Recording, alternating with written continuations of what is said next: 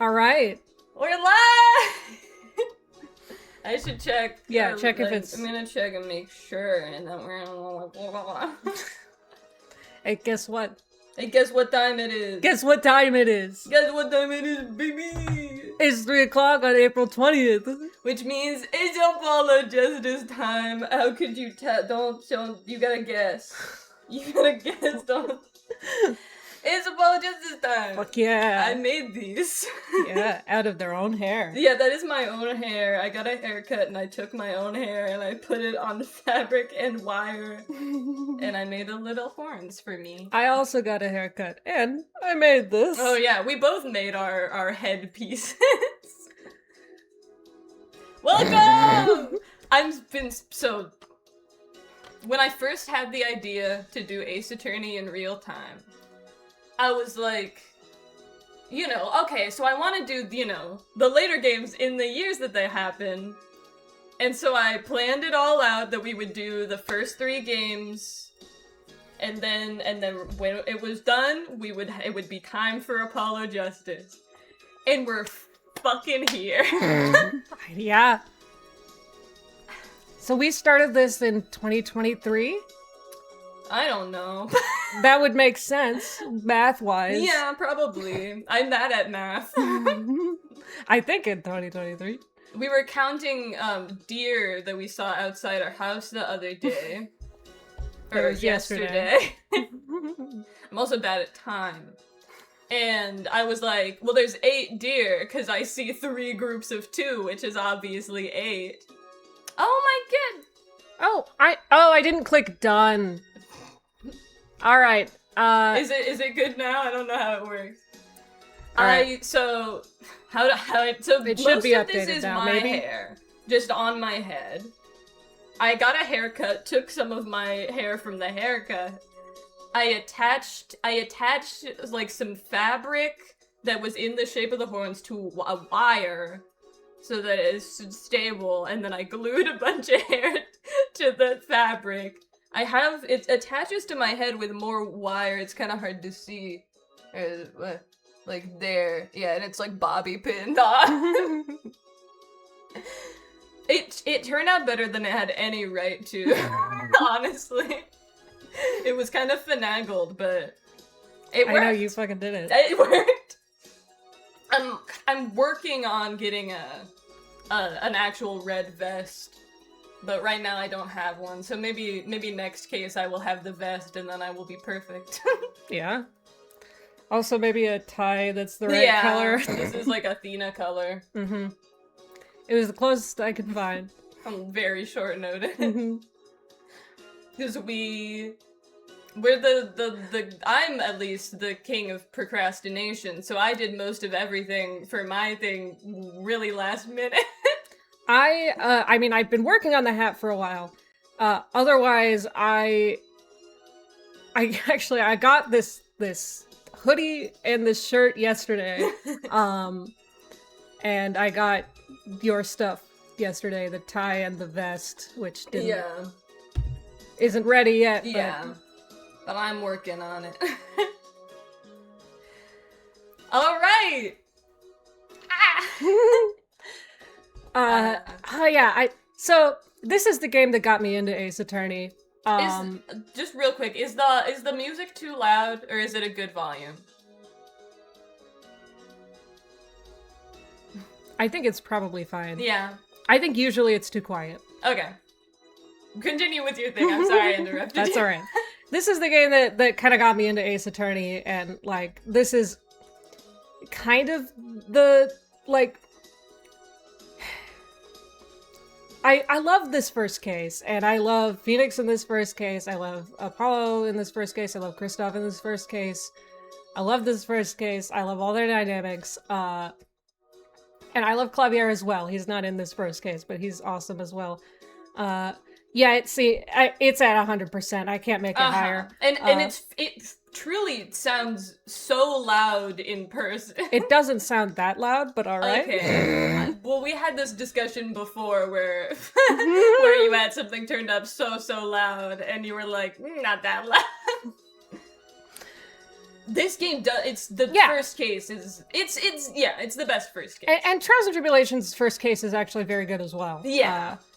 But this one's better. This one, they're similar in a way because you're defending Phoenix, and you're this other attorney, and Phoenix is being a little bit of a stinker. Yeah, He's not really helping you. He's not piss boy anymore. No. He's just sinister. Sinister. Yeah.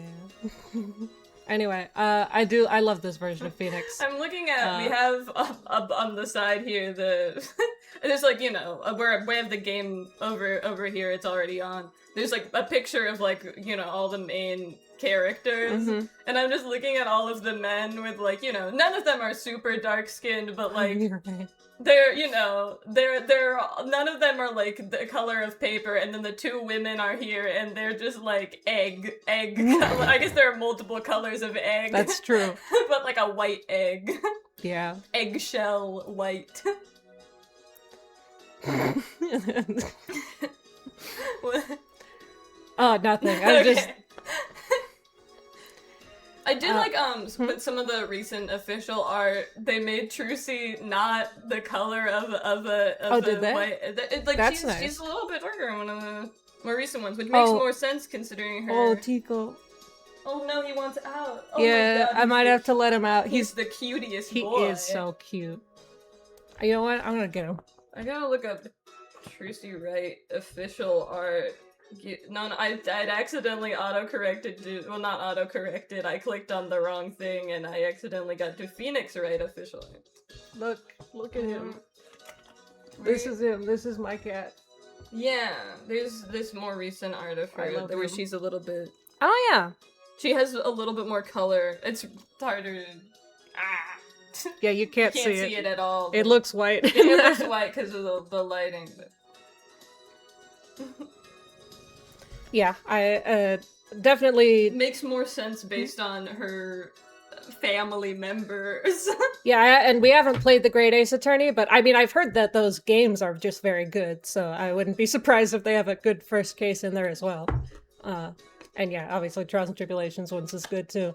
Yeah. Oh, he boy. He is. I fed him some lovely dinner last night. He got wet food. My special little baby. Yeah. Alright, do we want to get into it? Yeah, I guess I should put him down. Oh, but he's cutie. Yeah, he loves you. You're his fave. Yeah. Alright. Do you want to go out? I'll open the door for you. Are you wet? Do you want to leave? He changed his mind. Oh yeah, he changed his mind because I picked him up. Yeah, he gets attention now. Come. Oh, did he drool on me a little? Oh, he drooled on you. That's why you're wet. Oh! Do you want to go? How old is he? They're like They're like 15, 16, I think. Yeah, because I think I was like 2 or 3. Oh, he's on the bed now. When they arrived. Because I was young enough that I barely remember it, but I do remember it.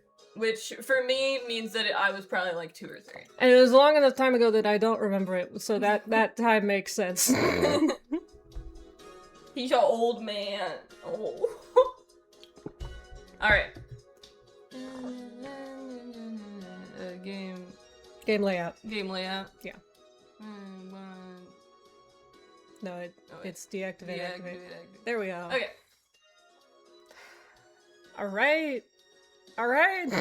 We can't see the levels because the game's too big. But... Yeah, this game is a little bigger.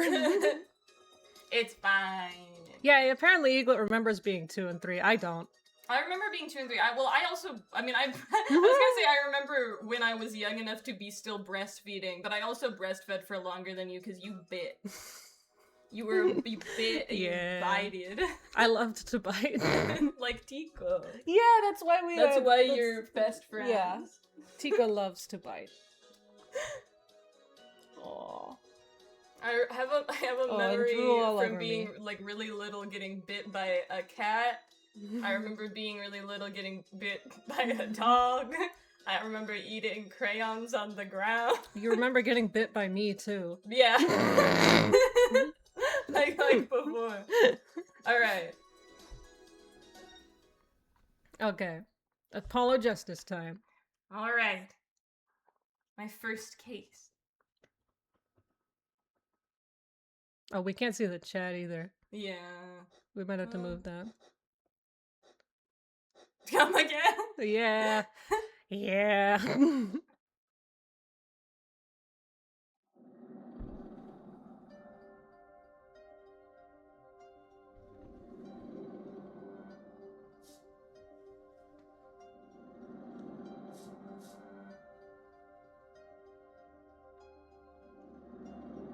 Showdown time.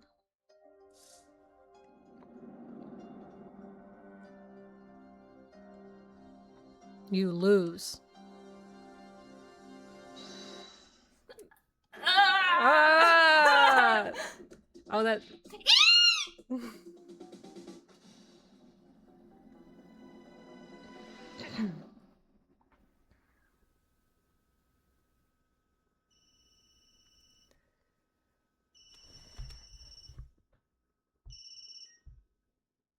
I seem to be in a bit of trouble.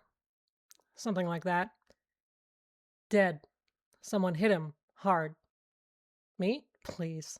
The cops should be here any minute. I'm in your hands. Should it come to that.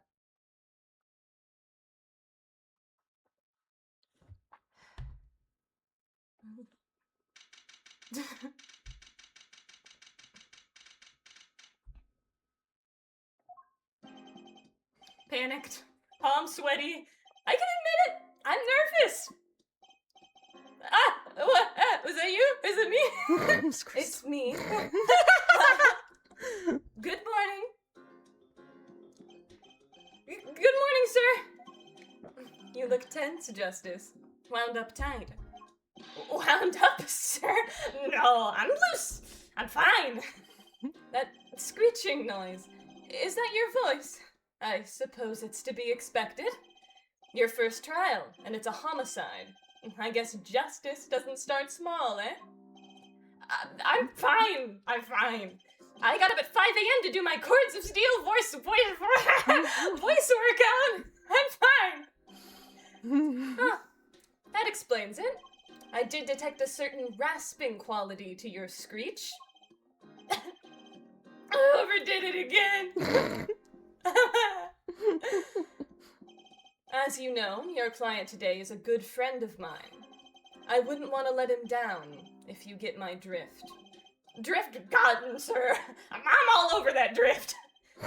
As it happens, I dined with him the night of the murder. We can't let this case fall through. Yes! I'm fine, sir. One more thing. Don't say you're fine quite so much. People might take you the wrong way. I'll be preparing our case. You might want to introduce yourself to the client.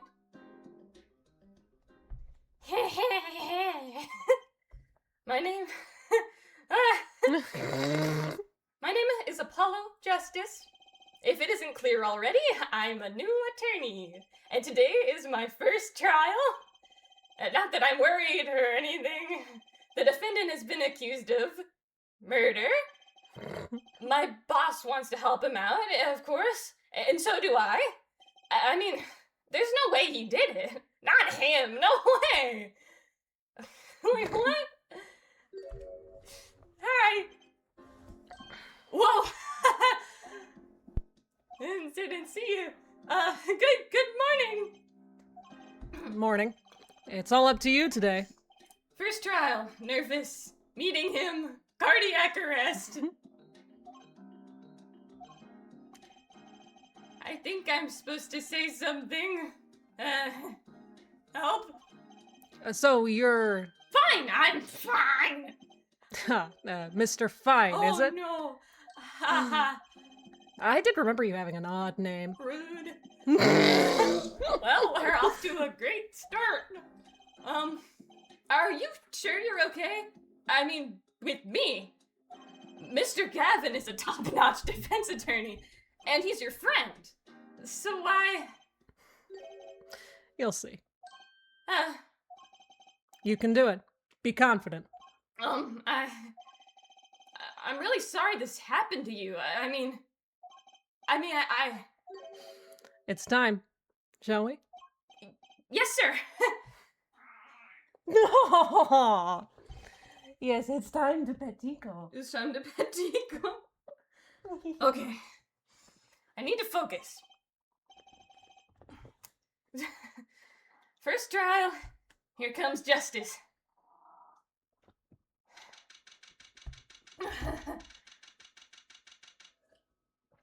Water. I know, Tico. We acknowledge your presence, sweet boy. The court is now in session. Oh, fuck. I forgot his voice. The prosecution is ready, Your Honor. The defense is, fine. I keep saying that.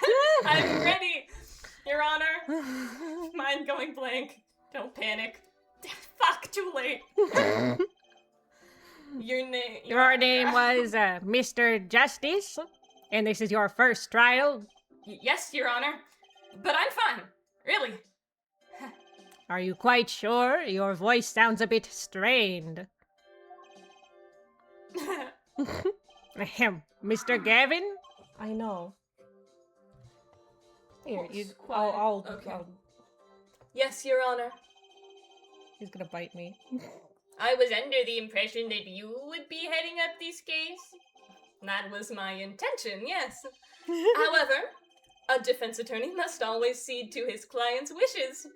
And my client specifically requested Mr. Justice. Well, of course he wants justice. But to entrust this case to this greenhorn, why? I do not exaggerate when I say that you're the best defense attorney in town, Mr. Gavin. Okay, so Gavin's got trial experience, fine. But does he have cords of steel? Bucko? Let me see your cords of steel, Kristoff. You're not supposed to be talking right now. Then let's begin. The defendant may enter the courtroom. Now you can talk. This is truly an unfortunate turn of events. I'm sorry we had to meet again under these circumstances. Long time no see, Mr. Wright. Let's put the past behind us, shall we? These days, I'm merely Phoenix Wright, piano player. Mr. Wright, how could this have happened? What's happened before? I won't speak of it further then. If the prosecution would be so kind as to explain the charges, Mr. Payne. To think I saw you enter this room a fresh attorney, and now I'll see you leave in chains. Ha, Winston Payne. Subtle as ever, I see. Ahem. The crime occurred at the Borscht Bowl Club, a Russian restaurant. The defendant, Phoenix Wright, took the victim, a customer, and hit him, wham, on the head. Smack! Killed him cold. A customer at the restaurant, you say? And the defendant, you say he was... The pianist for the club, it seems. Phoenix Wright? A pianist? This is the weapon that took the victim's life. A bottle of grape juice. Grape juice is apparently our defendant's drink of choice. The court accepts the deadly bottle as evidence. Okay, deadly bottle. Something to note, Justice. All evidence is filed in the court record. Make a practice of checking it frequently. The court record. Right, I've heard of that. Use E to look at the evidence so far. E! No, not like that. I'm confident in your ability to handle this. Right, just use E. Sounds like it's time for some hands-on action. So the victim was a customer It's not at working. this restaurant. Not yet. But just who was this Shady Smith fellow? We believe he was a traveler, Your Honor. A traveler? According to his passport, he had been out of the country for a number of years. He had only returned to this country recently, though his place of residence is unclear. And he had some sort of connection with the defendant? That, too, is unclear at the present, Your Honor. We believe they first met at the Borscht Bowl Club on the night of the crime. If they had Still only making just noises. met, then why murder? Perhaps the victim slighted the defendant's piano playing? That doesn't appear to have been the case. No, the motive had nothing to do with the defendant's Lack of playing skill. At least not piano playing. I'll let this photo explain what I mean. Tico. As we can see, a game of poker was in progress at the scene of the crime. Wait a second. Isn't poker gambling? That's illegal! That's a crime in and of itself! Indeed, it appears our defendant has fallen to become the basest sort of criminal. It is true that the defendant was engaged in a game of poker with the victim, yet it was only that, a game in the purest sense. A competition, Your Honor. A competition? Yes, a test of wits, a silent clash of passions. Only the cards, their backs wreathed in blue flame, know its final outcome. Come again? The cards on the table had blue backs, Your Honor. I believe the defense was waxing poetic in an attempt to mystify those present and impress women. That will be our first order of business here, then. To find out more about this fatal game of cards. There's only one thing worse than a murderer, a poker player.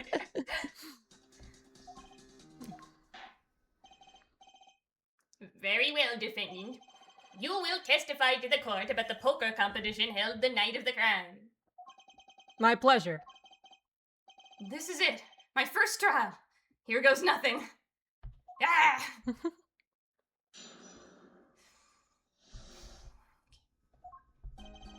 I am a pianist by trade, yet I can hardly play at all. My real job is to take on interested customers over at the poker table. The room where we play and the competition in there are the club's main attractions. The rules are simple. We play a game of poker using 2 decks of cards. That's all it is, a game. And our customers are happy. A pianist who can't play piano. Better than a defense attorney who can't defend. Very well. The defense may begin the cross-examination. Right, Your Honor! My first cross-examination. Don't blow it. Are you all right? You're sweating bullets. Bullets? Where? Ah! It's a figure of speech, Justice. Your voice sounds strained and raspy, too. You already said that! My brain feels strained and raspy, sir. You've watched me perform cross-examinations many times. Though you've never done one yourself, have you? Care for a refresher? What to do? Should I ask Mr. Gavin for a refresher course in cross-examination? Do we want to see that, or...? I don't think we need to. This is gonna be long enough as it is. Yeah.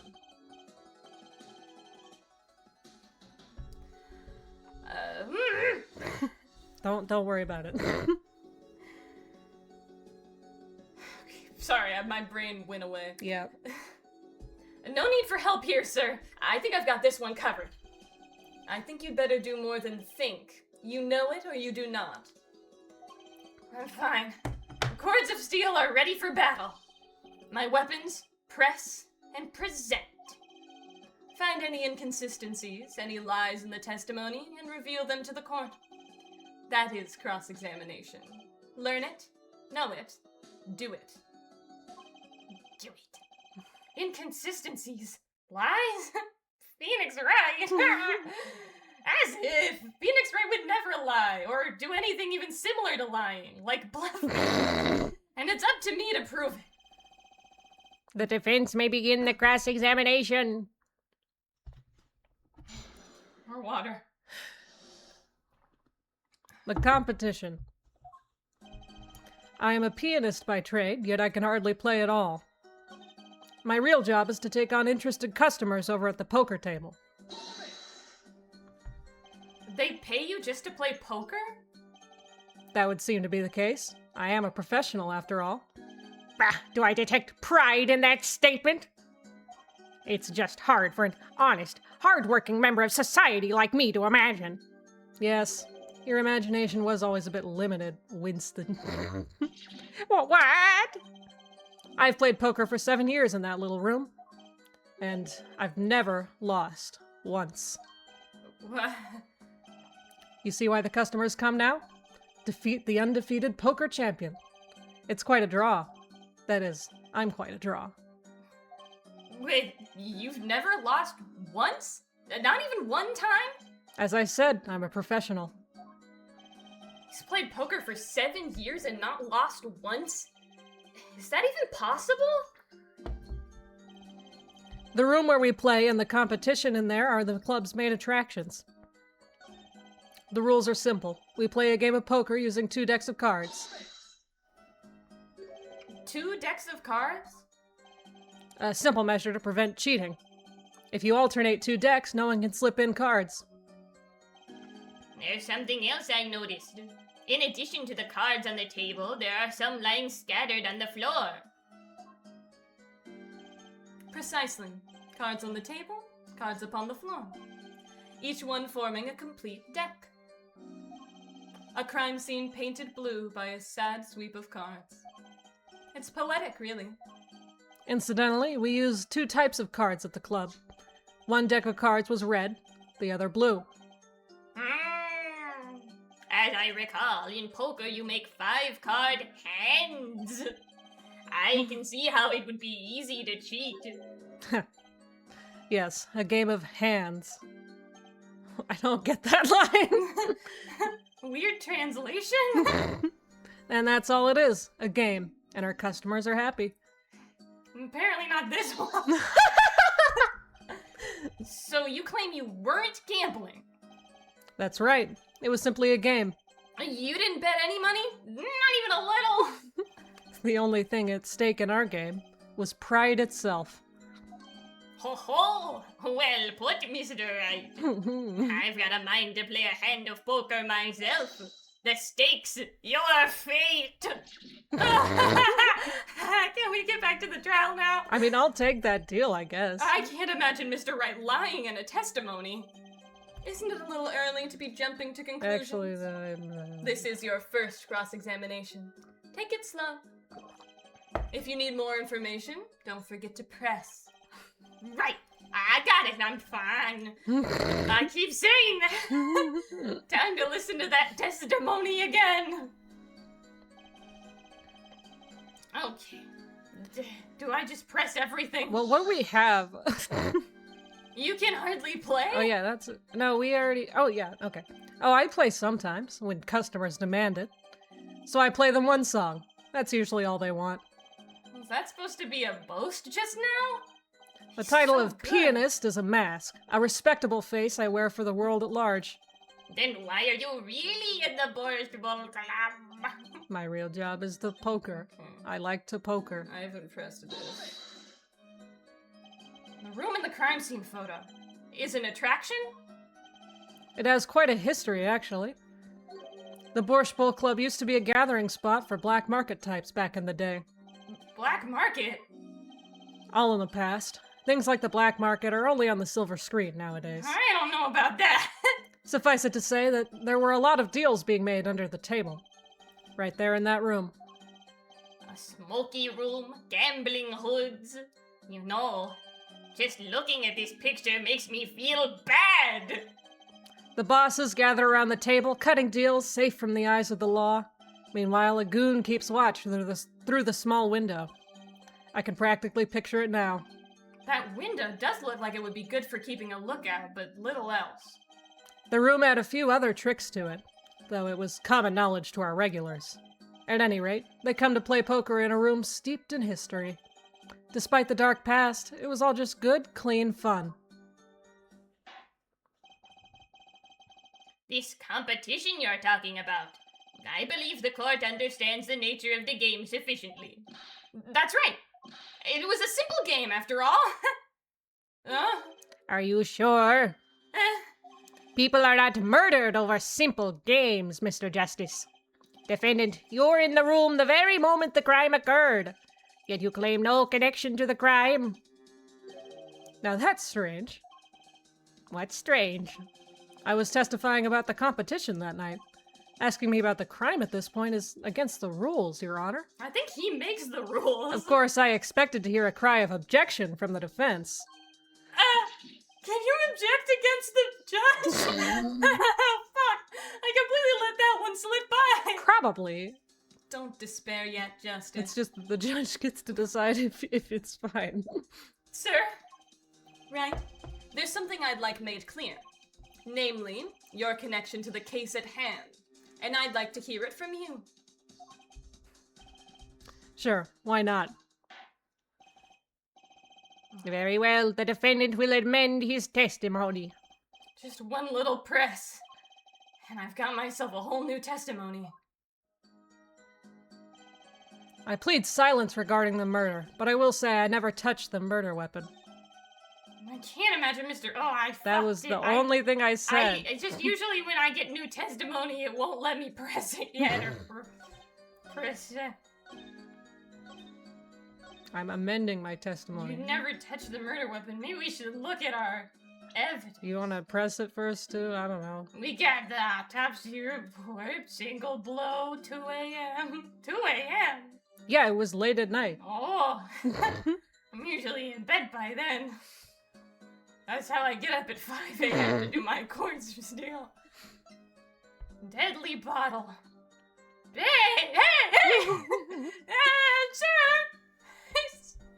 Sir!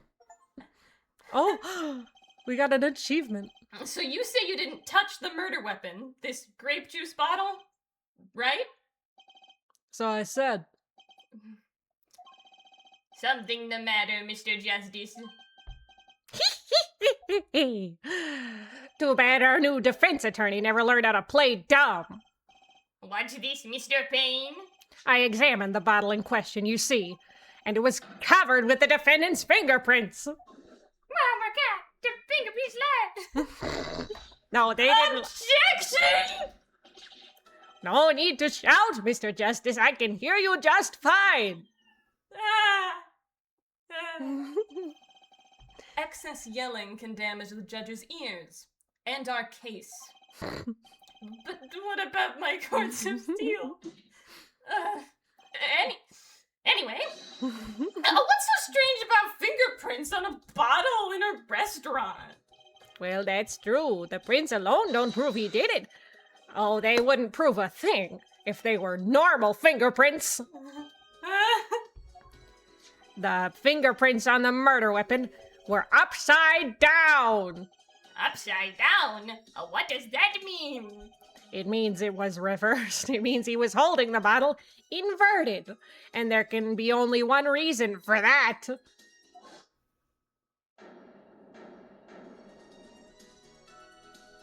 Yes. To brain someone with the bottle! Yikes! Oh, baby boy! Mr. Gavin, I think things just took a turn for the worse!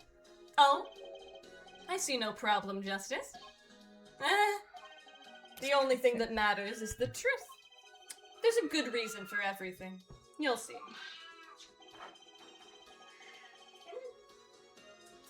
Defending IRT, he's returned. Can you explain your fingerprints on this bottle to the court? I stand by my plea of silence regarding the murder. For now. Not very cooperative, are you?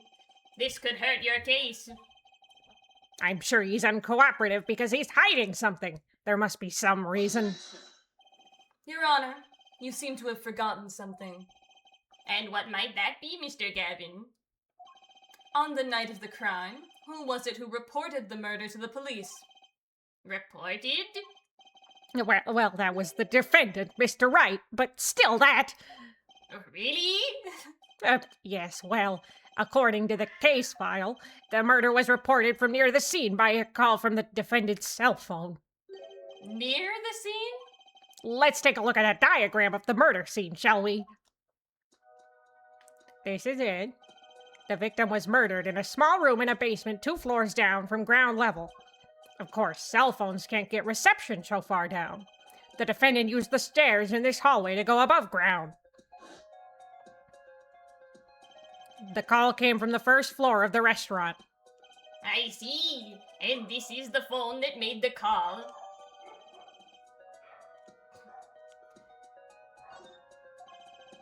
The defendant could have just fled the defendant could have just fled the scene of the crime if he so chose.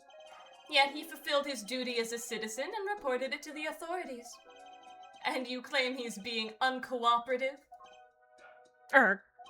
Nice save, Mr. Gavin. I'd better not waste this.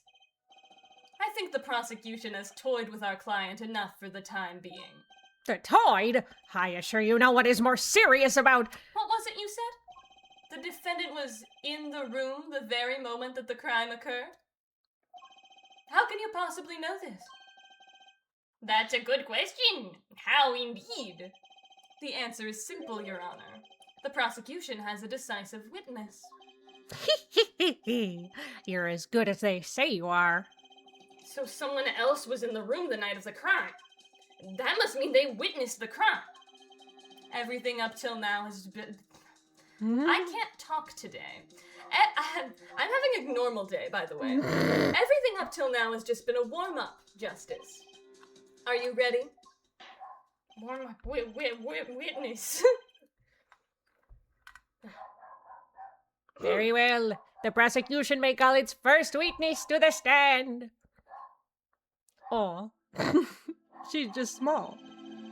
The witness will state her name and profession. I should have practiced Russian accent. Oh, yeah. Hold on just a moment. Where's the witness? I surmise that she has been frightened by the defense's demonic-looking horns. Hey! So I used a little hair gel. Relax, people. God. I don't want to do anything anymore. Have no fear. If any horns point in your direction, this court will cut them off. You are sure? I swear it on my gavel. Please come out. Oh, I could have gotten a gavel at the thrift store Violence yesterday. against hair a crime, Your Honor? Well, if you are sure it is okay. I'm going to try my best to do Russian, I can't do it at all. Picture! Wait a minute. Would the prosecution care to explain the witness's paraphernalia? Oh, yes. She is a professional, Your Honor. Those are merely the tools of her trade. And that would be... my name is Olga Orly. I am employed as waitress in Borscht Bowl Club restaurant. Then why the camera? Of course, it is my pride to serve borscht that is naming restaurant. But I also perform, how is it said? Other service. I take it one of those other services is taking customers' pictures? Like, for example, this one. That's the defendant? Indeed, on the night of the murder. Man in white hat is one who has gone kaput. Indeed, that is the victim. I feel like I forgot the judge's voice. Order, order! This is quite a piece of evidence to casually drop into our lap. I'm doing an accent. It is the same way as I drop cold bowls of borscht on laps of customers. Casually. That sounds like it would spill. Then the court will casually accept this new evidence. The borscht is firm enough that it is not an issue. Oh, what? It is firm. They put snow in it. We put snow in it and also gelatin. Yeah. The snow wouldn't really help. I am so trying to do Russian, but it is not very easy. The snow for makes me. it cold. Yeah, it is meant to be cold. Now, witness, where were you at the time of the murder? I was in room. The hideout, we call it. Excuse me? The hideout? It is room where famous gangster bad guy was arrested. It is room where murder took place. What? Bad guy!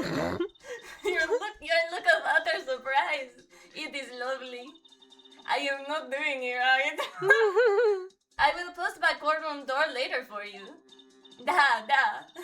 Photos will be numbered and you will write which ones you want copy of. So there were 3 people in the room at the If time you want of the me to crime. try, I can. Do you have more of an idea of what Russian sounds like? Maybe. In your head? I was... Russian accent, not Russian the language. I have no idea how to do that. The victim, Shady Smith, Mr. Wright, and Olga Orley, our witness. And if Mr. Wright isn't the killer, that means... Very well, witness. You will testify to the court about that night's events. I don't... Wait, I'm trying to think of... Because I don't know if I hear a lot of people with like an actual Russian accent, so I'm trying to think of times when people have done Russian accents on like other things. Alright, let me... That night, customer asked me to deal cards for game. It was cold. Both players played with hats on, duh. Yeah, I don't know if we're really...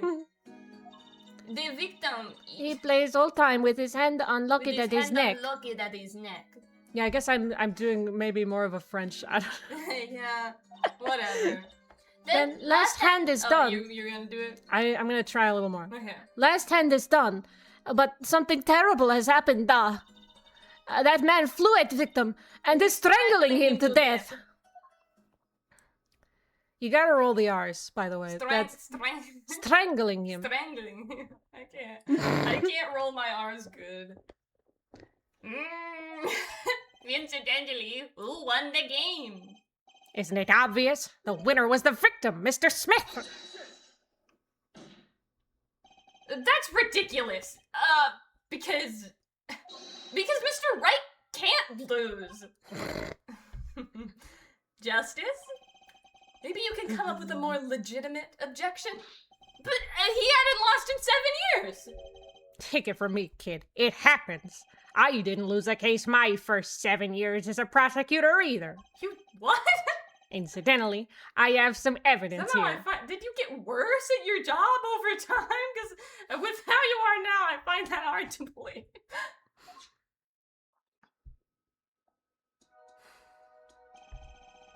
These are the poker chips as they lay at the very moment of the crime. The hand and chips on this side belong to the defendant, Mr. Wright. Those on the far side belonged to the victim, Mr. Smith. Chips, you say? Duh, I mean, yes. Imagine that poker is war. Your hand is your army, and your chips are the spoils. I know that. After all, in my youth, I was known as the poker head of courtroom number 3. Hot. I think he means poker face. Looking at this picture, it does seem that most of the chips are on the victim side of the table. Very well. The defense may cross-examine the witness.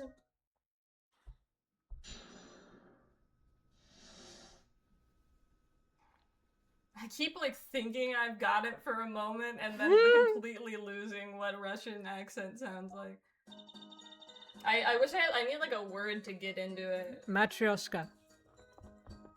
No, that's not helpful. That's how I would do it. Comrade. That night, customer asked me to deal cards for game. I can only do low Russian accent voice. Customer asked me to deal cards for game. It was cold. Both players played with hats on. I am still not doing it. Oh, now I am a different.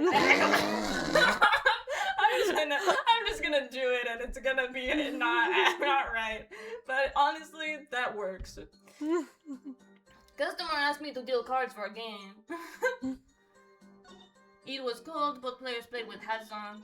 The victim, he plays whole time with his hand on locket at his neck. Oh. If you want an example of someone who I think was doing a Russian accent, it's something that you have heard. I believe Kylie Brakeman's character in the Plastic Surgeon's Yeah. AOA was Plastic Russian. Surgeon's AOA. What's something that she said? Maybe when you do it. Maybe the way you use a scalpel. Oh, what? How did she phrase it? Because she was like, It's a really good episode. like instinct. But it wasn't. She didn't use They that use word. context clues. Yeah, They context clues. clues. He plays whole time with his hand on locket at his neck. Then last hand is done, but something terrible has happened. Yeah, just make sure to Terrible. say the H. has happened. Terrible has happened. Terrible. Terrible. Whatever. The context clues. That man Context flew at the clues. victim and is strangling him to death. I just don't know what the vowels are supposed to be. I know, I don't know the vowels Yeah, either. But you whatever. also can't do the consonants. Maybe I will just be. What is Boris consonant? Customer asked me to deal cards or game.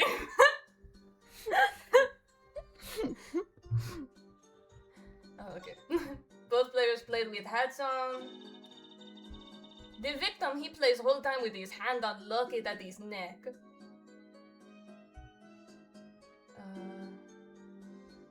The victim. Yes. Yeah, we should be pressing these. His locket? I'm like not at all on my game today. We haven't done it in a little while. You were It's a whole new fine. game. You were fine, but you got tripped up by I the got accent. tripped up by Olga. I believe it was a good luck charm, da? He gripped it many times as he played that night. Oh. I think you're getting the hang of it, ish. Yes, he must have felt as though it might carry him to the moon and the stars. I'm trying to be a poet too. Though if it were small enough to fit around his neck, it wouldn't have much lift. I am also a comedian. The defense would like a clarification. This is a locket we're talking about? I mean, a pendant with a picture in it, right? Not a rocket? Of course, I know that. It was probably a pendant shaped like a rocket. That's why she called it that. No, a locket's a locket. It's considered bad form to poke fun at the hard of hearing in our society, as much as we might really want to. Hard of hearing or hard of understanding? So what happened next? I feel like my horns are coming up, but maybe I'm wrong. They seem fine to me. Then last hand is done, but something terrible has happened. I keep doing French R's instead of rolling them. Yeah. Something terrible has happened. I didn't mean to do that. It's harder when it's when they follow just a vowel. It's easier for me when they follow like a T or a G. Dra. Yeah. Well, bra is different. Dra. Dra. This is not the time for me. I've tried for so long to figure out how to roll my R's. I thought and I I've couldn't, never but I been able to do it. But I think it. I think when I was really little, I maybe could do Okay. it, but I can't. I thought I couldn't do it, but I think I actually can, and I was wrong. You're wrong about what it is, or I don't know. Okay. Last hand is done, but something terrible has happened. What? Something terrible! The defense. Well, you gotta do The defense will judgment. refrain from needless shouting. Sorry, I thought you were doing it. Sorry, I need to seriously reconsider this vocal training thing. Now, Miss Orley, can you tell us what happened? Oh, I was so frightened. I trembled with fear. Trembled. Yeah, good job. That's it. That man flew at the victim and is strangling him to death.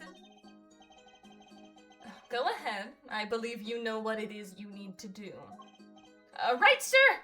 Oh yeah, I know what to do. Yeah, I forget. I kind of know what it is, but I kind of don't.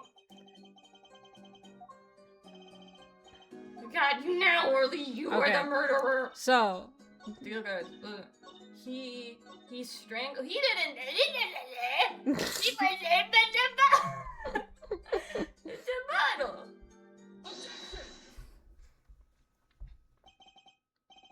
Oh really? Strangled, you say? That's odd. I'm doing confident Kristoff mode now. I can be sassy. The normal customers only choke on borscht. I love to give them the thick borscht so that they make them choke. yeah, that's happened to a lot of my opponents. What? No, I mean this report shows that the victim died of a blow to the head. Miss Orly, really now? Did you witness the crime?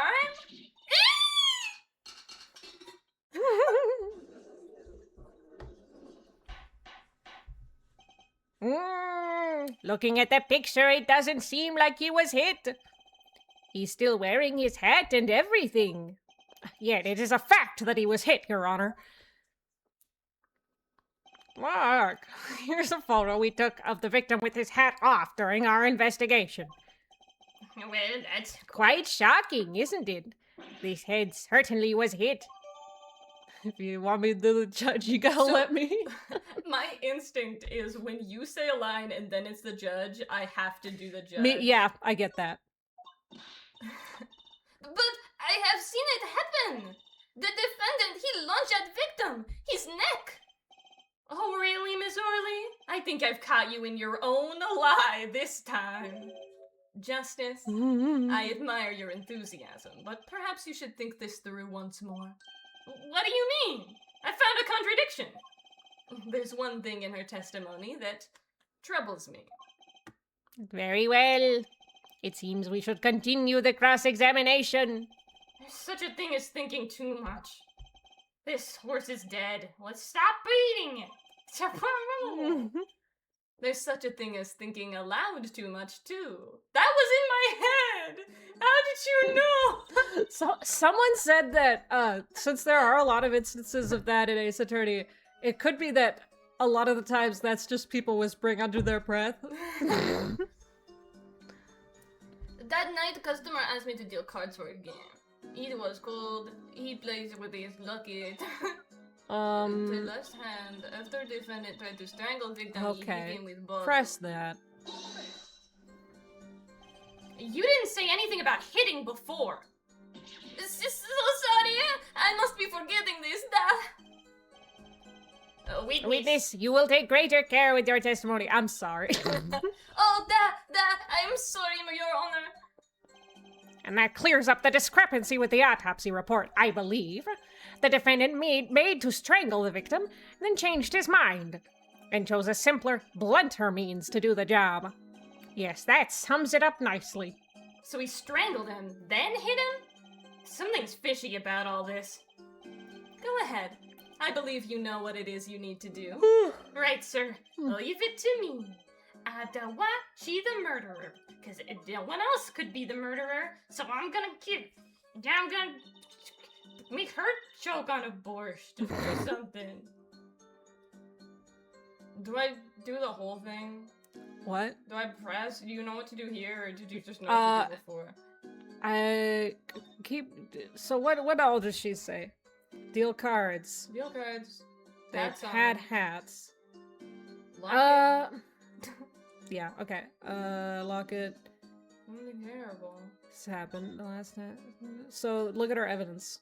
You haven't really been doing that, know, even though I'm Kristoff told you to. I know, I've been ignoring his hat removed during it. Yeah, that is really weird. He's not wearing a locket, but that's... Oh, wait, you're that's right. Not suit. Is it? No, I don't know. yeah. Present that. That's clear. These games I haven't played quite as many times, but I also Yeah, go have back. played them somewhat recently. Something terrible happened. Oh, she's not even talking about that anymore. No. Oh, okay. So yeah, no, and then he doesn't have He it. doesn't have a locket. You gotta present There's not like a... It's a E. there's- Or it's not E in this game, it's R. Yeah, it's weird. They changed it up. And I already was struggling. You know, there was one curious part in her testimony, just like Mr. Gavin said. But what does it mean? What Mr. does it Justice, mean? would you care to explain what it is you're thinking about so intensely? Recall the testimony, Your Honor. The victim played with his hand on locket at his neck. Not correct grammar, by the way. I believe she said. I hope you aren't about to raise an objection to the witness's grammar. No, I would never. No, but look at this photograph. Mhm. Do you see a locket on the victim's neck? Well done, Justice. I'm impressed. I knew you'd be able to handle this. Pat, pat. But what does it mean? If we are to believe this witness's testimony as is, then the locket disappeared following the victim's death. Lockets don't just disappear, Your Honor. It's quite simple when you think about it. If the locket is gone, someone must have taken it off. No? Taken it off? Wait, you don't mean... The defendant wasn't strangling the victim at all. He was taking off his locket. Wouldn't that explain it? Ah! That's bad for us, though, if he is... Defendant, what do you have to say to this? Say. Yes? I just noticed this, but you have something hanging around your neck, don't you? Oh, you mean this? Yes, it's a locket with a photograph inside. A photo of my daughter. Come again? Mr. Wright, you have a daughter? We confirmed it at the time of the arrest. The picture in the locket is indeed Mr. Wright's daughter.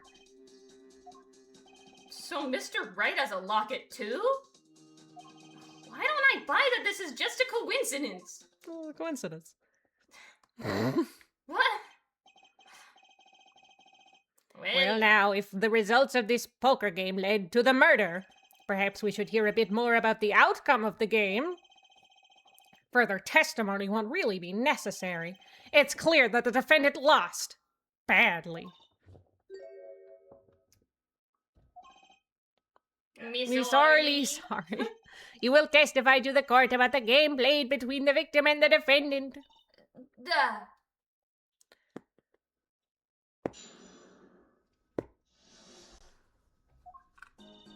The game began with 3,500 points in chip for each man.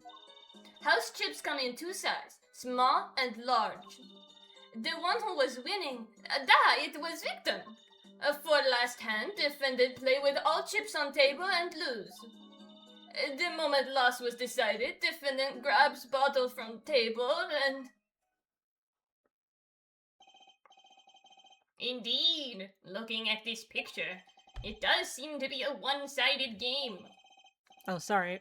I was distracted. As the court knows, poker was the defendant's life.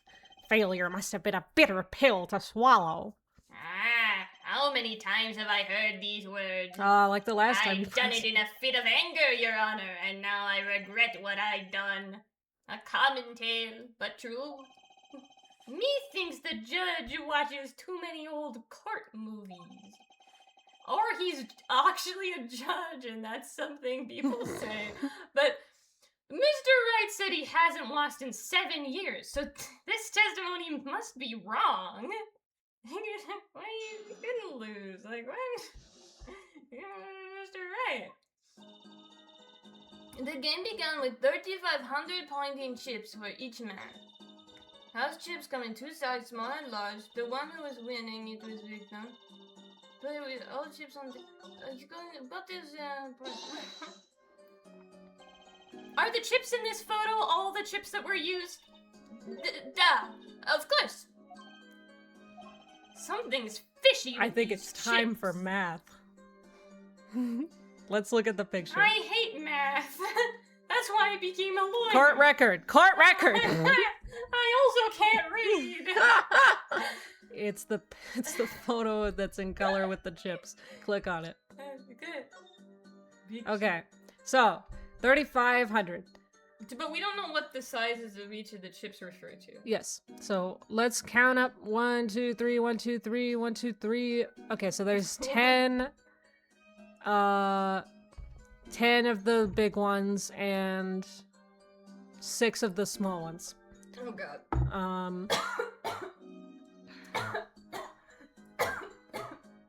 So, okay, let's imagine... Well, let's see if she has more to say. But let's keep that in mind. Inhaled the water. Back. Yeah, let's... Maybe you could explain a bit about these chips. Explain? What is there to be explained?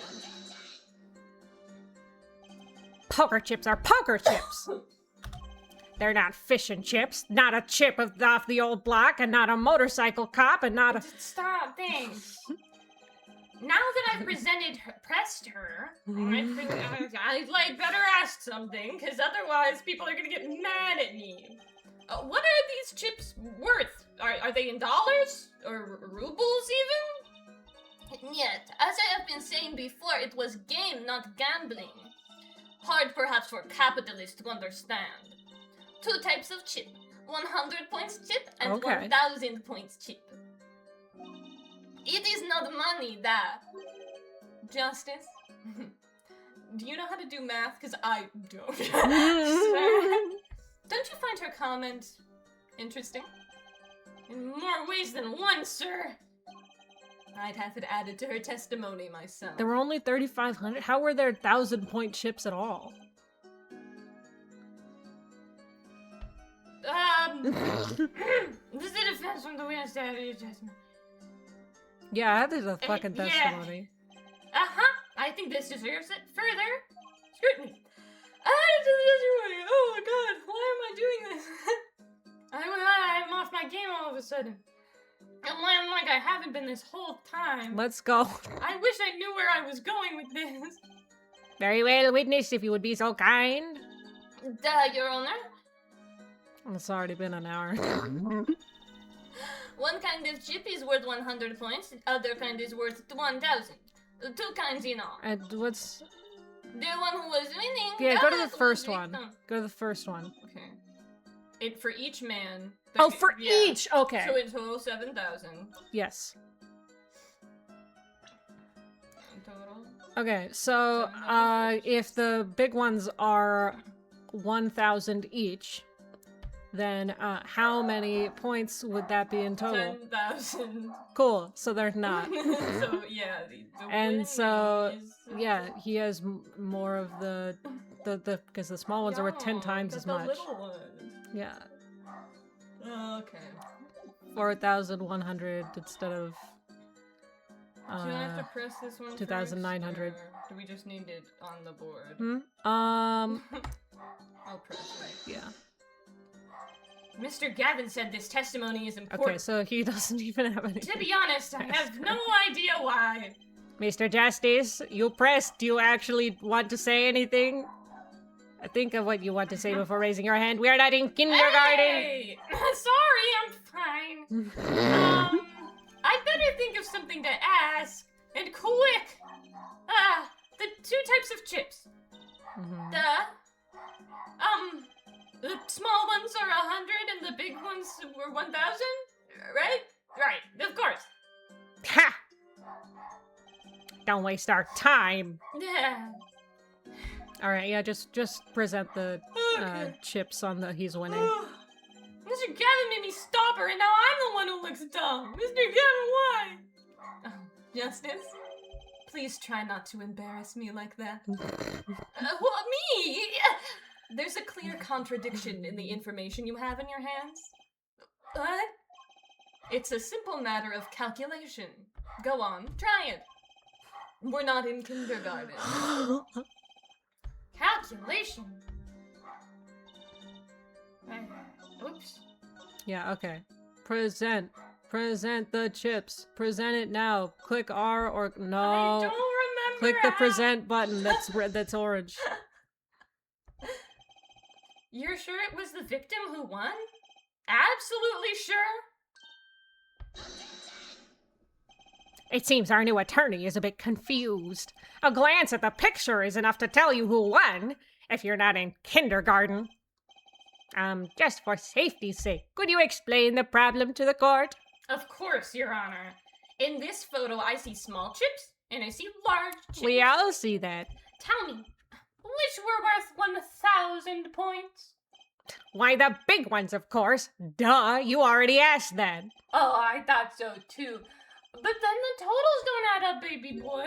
Baby Baby, boy. baby. The totals. The totals don't add up. Sweet summer child. You are an actual child. Hey! Let's review what the witness told us. Each man started with 3,500 points in chips. That's 3,500 if you word it different. And the combined total value of the chips was 7,000 points. Yes, if my calculations are correct. Let's see. 3 plus 1, carry the 5. They are, Your Honor. It's 7,000. Now, look at this photo that allegedly shows all the chips. If the big chips are worth 1,000 points and the small chips are worth 100, and you add them up, How much is it? to yourself. You aren't in kindergarten, are you? Or who's in kindergarten here? It's 10,600 points. The chips don't add up. This clearly contradicts the witness's testimony. But why? How could this be? Exactly, Justice. Now that you know the what, you must determine the why. Right. There's only one possible way to explain this contradiction. Both were right. Both are right. He was winning. Each man began the game with 3,500 points. If all the chips are indeed shown in this photograph, then there will be only one answer. Well, what is it? The value of the chips was the other way around. What? Wanna know what I think? The small chips were worth 1,000 points, not the big ones. Madness! Utter madness! Show me that photograph of the chips again. My head is itchy.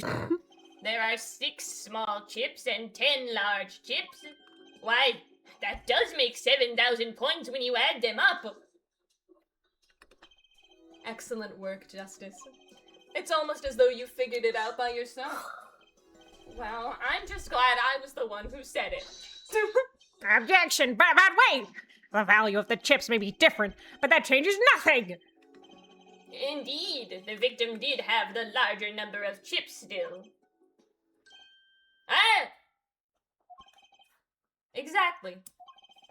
If the small chips are 1,000 points and the large chips are 100, let's do a little math. Add up the points for each side of the table. I already did. Ah! The victim, Mr. Smith, had 2,900 points and the defendant had 4,100. Well, now, it seems that Mr. Wright was winning that night after all. But That's impossible! My client had even less reason to kill the victim. After all, he was winning! Yarg! Now, Miss Orley, you must have known the true value of the chips, Yeah. since you were there at the scene of the crime. Weren't you? The lobster! This not the big lobster, like from before. Arder! It appears our defendant has lost his motive. oh wait, that's Our defendant has lost his motive, and Mr. Wright's supposed defeat never happened. Nyah, nyah. My hair's getting all messy. well. If he went all in and lost, then he would have still lost. Excuse me? What is it, Miss Orley? Miss Orley? I did not want to be saying this, but actually, you see, See what, Miss Orley? What do we see? in the last hand, there was cheat. A cheat? You don't mean a trick? Wait, what do you mean? A scam? They're all the same thing. Yes, there was cheating last hand. That is why game ends with chips as they are. Great. Just great. First we have lying, now cheating. Mr. Right! Well, this case certainly has taken a turn for the interesting. Witness, you will please testify to the court. You're having way too good of a time, Mr. Gavin. Tell us about this cheating in the final hand.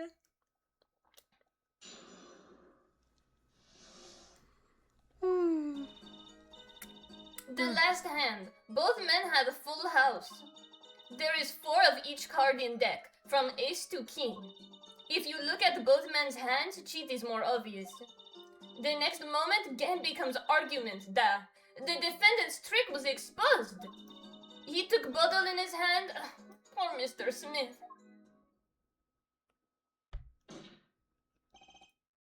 Miss Orley, why did you not tell the court about this from the very beginning?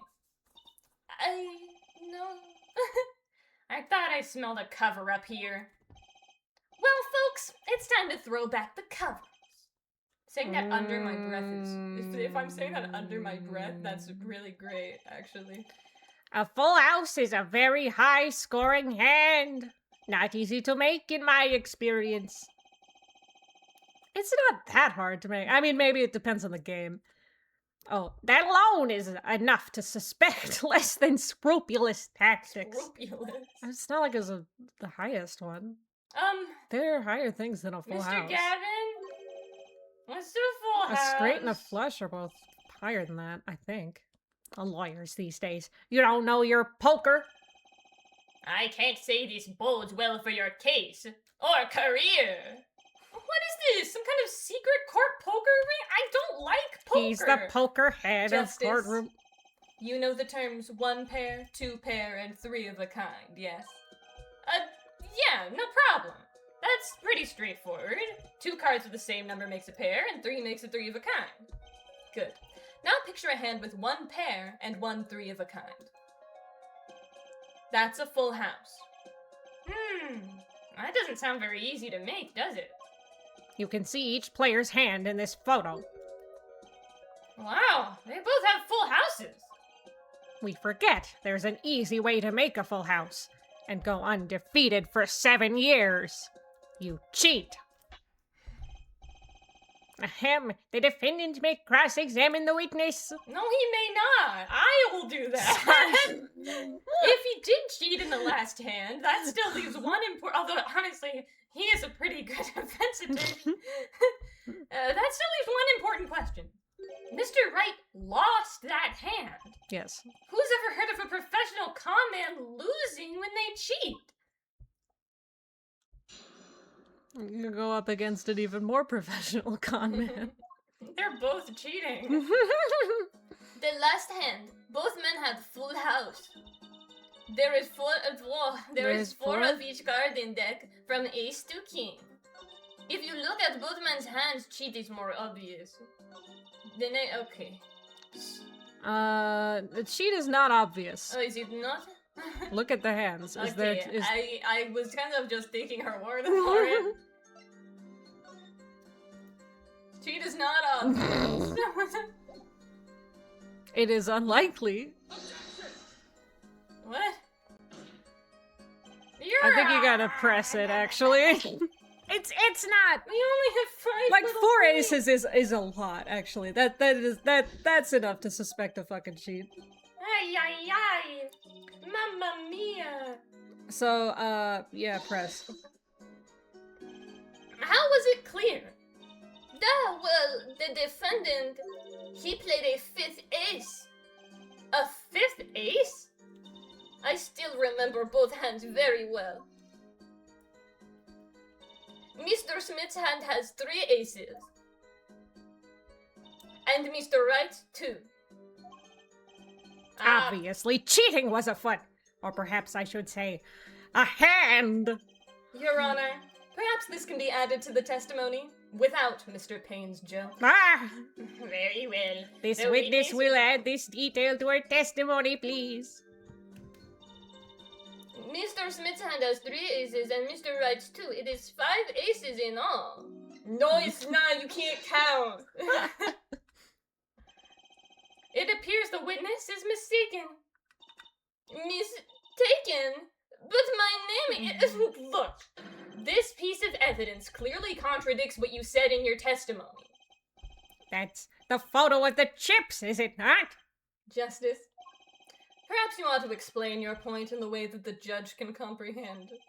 In other words, use your finger to point out your point. Yes, please point out the contradiction in this photo. What particular point contradicts the witness's testimony? It's the King of Diamonds. King of the young. Or, I don't know, just the hand in general. Is it weird? Oh, present. Miss Orley, in your testimony you made the following claim. Mr. Smith's hand has 3 aces. But as you can clearly see, the victim's hand only held 2 aces. Well, maybe the witness was simply confused. Perhaps it was the defendant's hand that held the 3rd ace in question. Take another look at the evidence. As you can see, the defendant also had 2 aces in his hand. Where's this 5th ace? I see cheating, all right, and it's going on right here in this courtroom.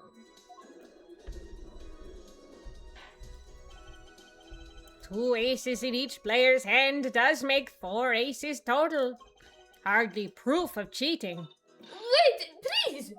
It is true, I have seen it! The 5th ace! There was cheating, I swear to you!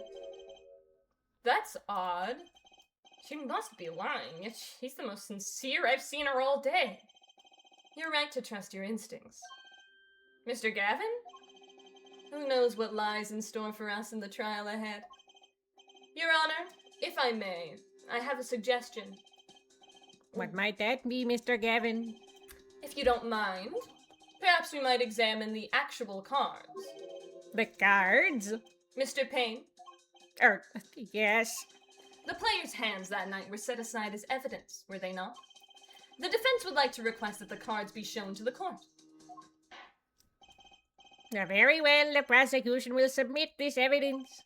Which will you examine? The victim's cards or the defendant's cards? Well, the victim's cards are the ones that are supposedly different. Yes. If these cards don't prove cheating was going on, nothing will. Now, which of these hands is more suspicious?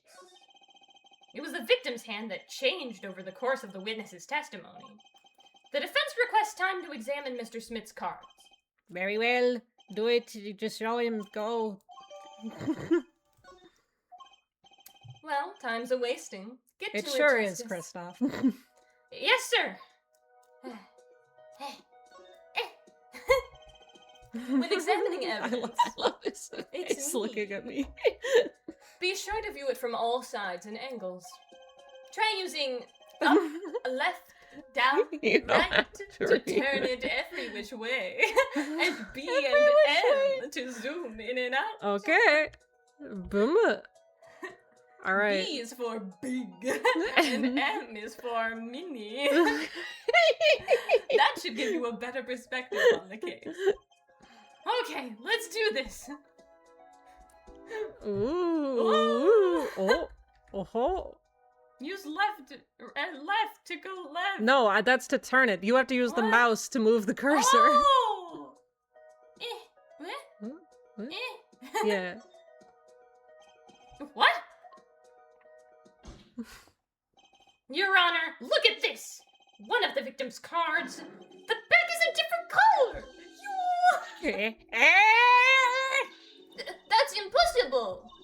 But I put that card in Ryan's hand. Oh, shit! What was that, Miss Orley? No,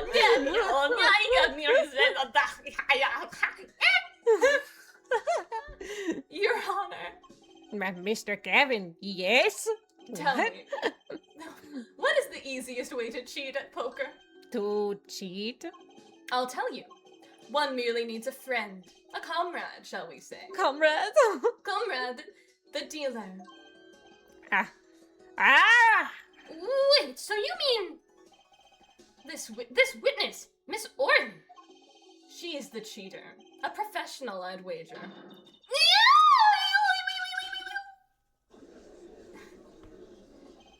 Order! Order! Focus, Justice. Time to take advantage of her. Nope. I did. Your Honor! God damn. Please recall the testimony we just heard. That's impossible. I put that card in writing. Was that testimony? Damn. That's testimony, baby. Ergo, Miss Olga Orley conspired to cheat not with my client, but with the victim, Mr. Shady Smith. Not only did she cheat, she cheated poorly. Therefore, it's not hard to imagine an altercation between her and the victim. What? Wait, you don't mean the defense isn't accusing the witness, Miss Olga Orley? You're not accusing her, are you? Time for justice, baby boys. Everyone is baby boys except for me. I am the mind. There were 3 people in the room at the time of the incident. And if Mr. Wright isn't guilty, that means I am. The defense accuses the witness, Miss Olga Orley, of murder. Oh my god. Oh, she fell. I fell. Oh. It's a good thing my lobster didn't fall on the floor. Mr. Payne. Where is your witness?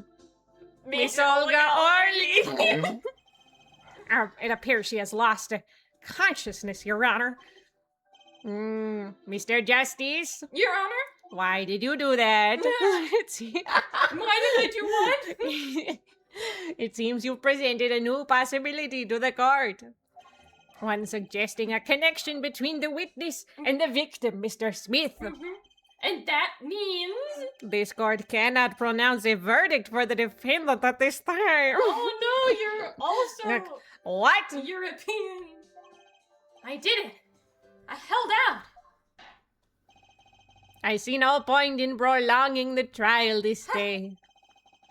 No, my 4th brother is European. You're... What? Whatever. The prosecution will need... I can't do his voice anymore. Fuck. You will need to make further inquiries. Objection! Mr. Wright. You can't end the trial here, Your Honor. What? Not yet. What nonsense is the defendant spewing now? Think. One of the cards had a different colored back. Don't you wonder what it means?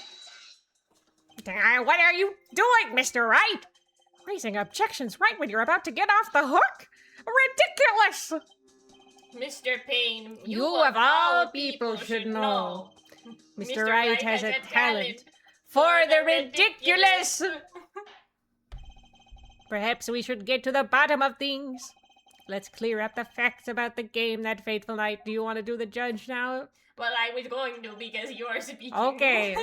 As was said before, we alternated between 2 decks of cards that night.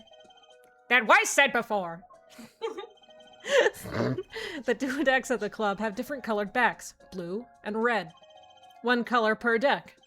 Why use different colored backs? If we use the same color, the 2 decks might get mixed. You used different colors and they still got mixed up. We used the red deck for the last game. I see. But that's odd.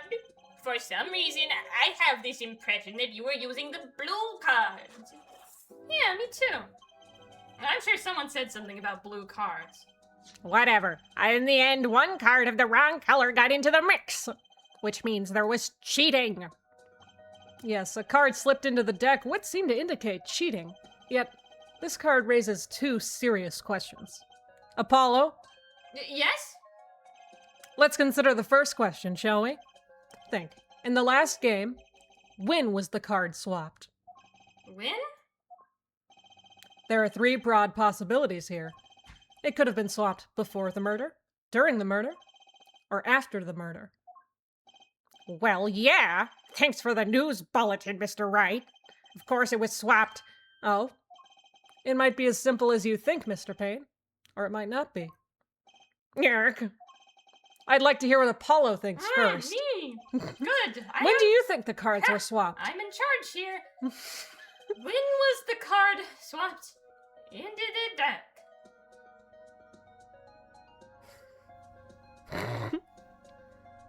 Don't help him, Kristoff. Couldn't be during the murder.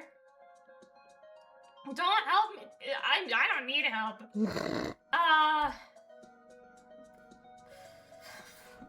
You can do it, Justice. I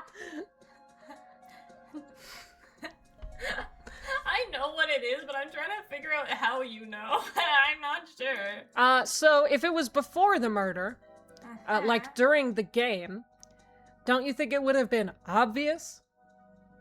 Due to the backs being different? Yeah. Perhaps it happened after the murder. Wow, what's that? Ridiculous! What's the point of cheating after the hands have been shown? That's silly! Yes, but tell me, how do you swap cards during the game? I'll take silly over impossible. Take it from me, son. There's a lot of silly in this world, but very little impossible. Oh, even when the backs of the cards are a different color. If you pulled that during the game, you'd be caught in no time. Ah, Quite true. That would mean that the blue card in question was swapped after the hands were shown. After the murder. okay, this is going past silly and straight on to crazy. I accidentally hit the microphone. I ask again, what's the point of cheating after the game's over? Who would do that?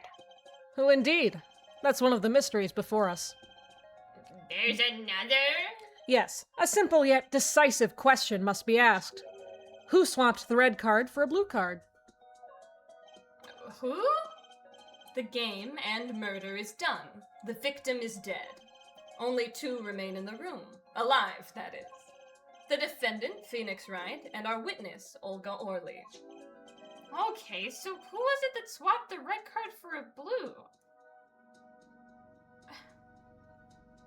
Phoenix and Olga both would have known what back there was supposed to be. So, someone else? The one who swapped the cards wasn't Mr. Wright, of course. And, well, it doesn't seem like it could have been Olga Orley either. What are you suggesting? That's hardly a logical conclusion, I'll admit. As the defense, I think it only makes sense for you to name Miss Orley at this point. Yeah, I know. But she was the one who dealt the cards, right? I just can't believe she would make the mistake of swapping the wrong color card. And if the card was swapped during the game, it'd be obvious. Something you'd like to share with the court, Mr. Wright? Oh, my apologies, Your Honor. I was just thinking how much fun this all is. Fun? How about confusing? I've no idea what the defense is claiming, Your Honor. If the one who swapped the card wasn't the defendant, and it wasn't Miss Orley, then who was it? Well, that is the question, isn't it? Precisely.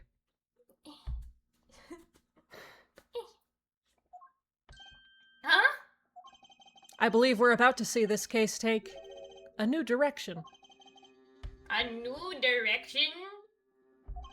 We'll find that indeed after the murder. Someone swapped one of the cards in the victim's hand, and that someone made two critical mistakes. I'm sure you're going to tell us that the first was swapping the wrong color card. Because the one who did the swap didn't know two colors of cards were being used. The other mistake was the number on the card. Right. The person replaced the fifth ace with a king. I'm sure whoever swapped it wasn't expecting there to be a fifth ace, after all. All they knew was that the game had been won with a full house. So they picked up a king from the table and swapped it in. But there's only one problem. According to our case record, this person doesn't exist! True, not until now. But you have to admit the possibility of a fourth person. Though it's more than a possibility. There was someone else there that night at the scene of the crime. What? Do you have something to testify about that, or? I believe the judge spoke truthfully earlier. You do make trials ridiculous, Mr. Wright. This trial is proceeded on one central assumption, namely that at the time of the incident, there were only 3 people in that room. I believe this new evidence, shall we say, overturns that assumption. The problem is that you chose to conceal this information from the court. I suppose that is a problem, yes. Yeah! Court is adjourned for a brief recess. Mr. Gavin, I'll see you in my chambers during this recess. Certainly, Your Honor. Very well. The trial will resume in 20 minutes. I need water. You need water? Yeah, wait for me. Okay. April 20th, 2026. This is getting weird.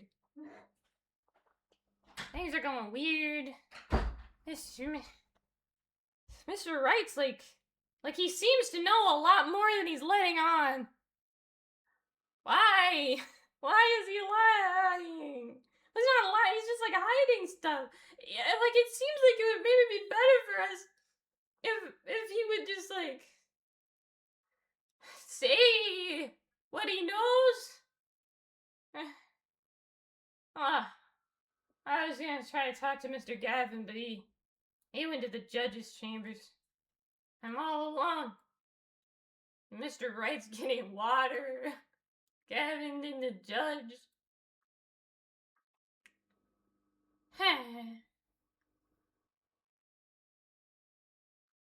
This is a nice painting of the judge. I didn't realize that he didn't have like... Well, no, yeah, that's incorrect. That's not how his beard works. He has... It goes up further on the sides of his head. Who painted that? Was it the judge himself? Was it a friend? But... What? I think I'm... maybe on drugs? You didn't get water. Are you hungry? We can't go get food. You're in prison. You're not in prison. You're detained. So we can't really eat right now. Oh, hi, Chris. That was quite unexpected, Mr. Wright. To suddenly claim there was another person at the scene of the crime like that. I must ask, is it the truth? Well now, I think you would know the answer to that. Being mysterious, are we? Sadly, I've no time for mysteries. I'd only ask that you leave the defending to your defense in the future. Otherwise, I cannot guarantee the outcome. I see you haven't mellowed out one bit, Kristoff. Justice? Yes, sir? The judge has summoned me to his chambers, so carry on without me. You did well, Apollo. Can I ask you something? Sure. That locket you wear. Is that really yours, Mr. Wright? Ah, you're wondering about the victim's disappearing locket? Here, you can take a look at it. That's a picture of my daughter in there.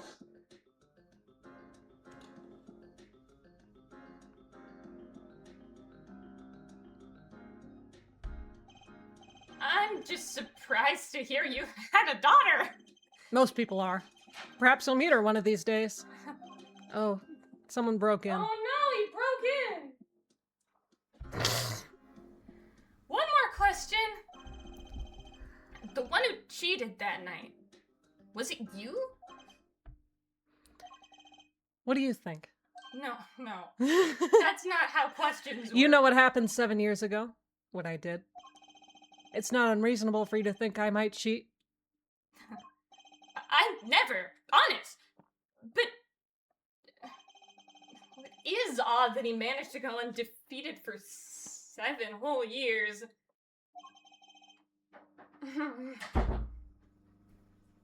Want to know something? There's only one game where you can be dealt bad cards all night and still win. Poker. Huh? You see, poker is all about reading your opponent. In that way, it's a lot like a court case. A court case? Poker is like trial law?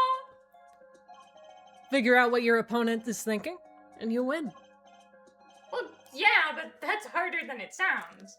And also not entirely accurate to I think not. either. Try as they might to conceal it, everyone reveals their true thoughts in the end.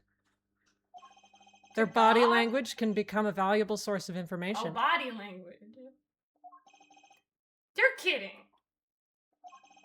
That witness, for instance, Miss Ordley.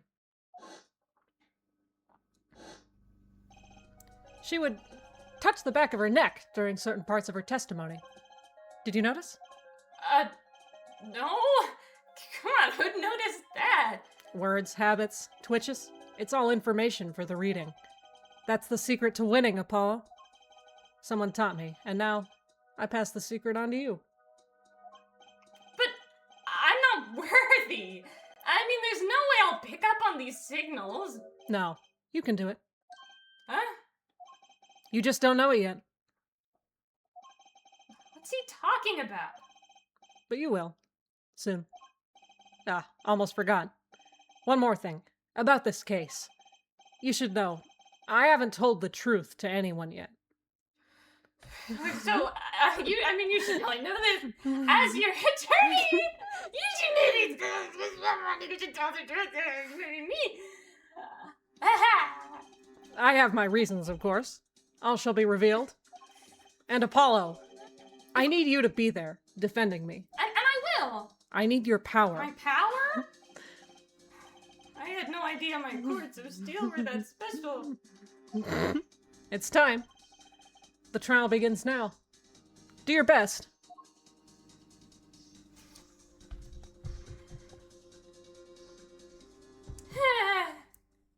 Are you sure you don't want food? You want to go take a Like, break? is it like the... I think I would like a little bit to eat. Yeah. Okay. I maybe wanted some egg rolls, but that's gonna take more than 10 minutes. Yeah. How long, what is there to eat? Nuts. Apple. Bagel. Yeah, bagel. Okay.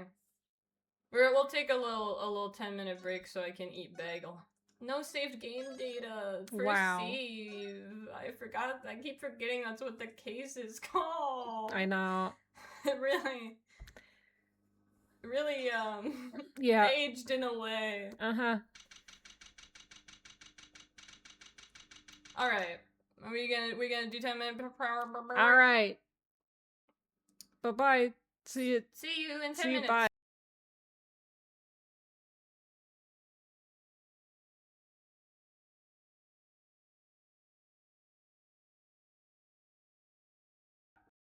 Oh, okay. We're back. I'm eating bagel. You can finish eating off screen if you would like. I'm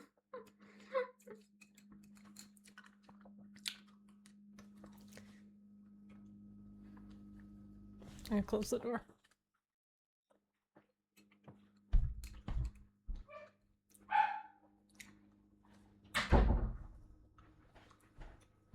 Is how you're supposed to eat bagel, tearing pieces off? Tearing pieces off instead of biting them Mm. off? It depends on the bagel. And how you're feeling. I hope I wasn't too quiet. Oh. Thank you, I made it. Hello.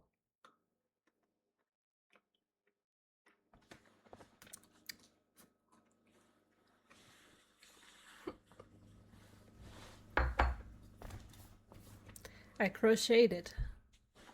Show the side. Yeah. Yes, just papa. There it is. Also, I just found this button, I guess, at this store. I was gonna maybe... Because it has, like, a face on it. Yeah. I was gonna do that, but I couldn't figure out how, and then it was time. Alright. Back into the game. Part 2 of the trial. Yeah. Okay, well... Alright.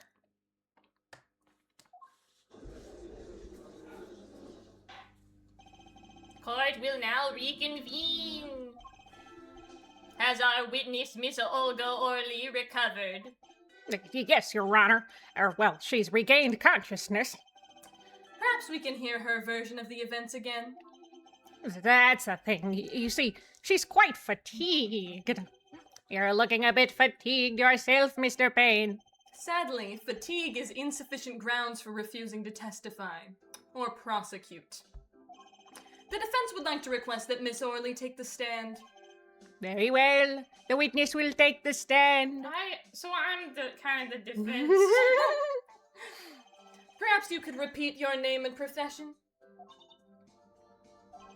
Or perhaps you'd rather admit that you're a poor liar and a poorer loser.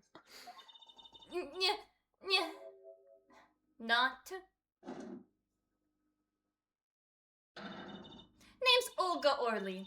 That's the truth. I'm a pro dealer. People call me Olga Quickfingers Orley.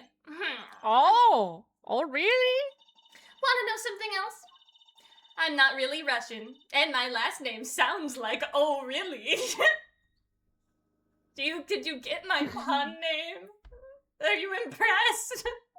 I came up with it myself. There, that's the truth. I hope you're satisfied. Masaka. Witness! No one gets that.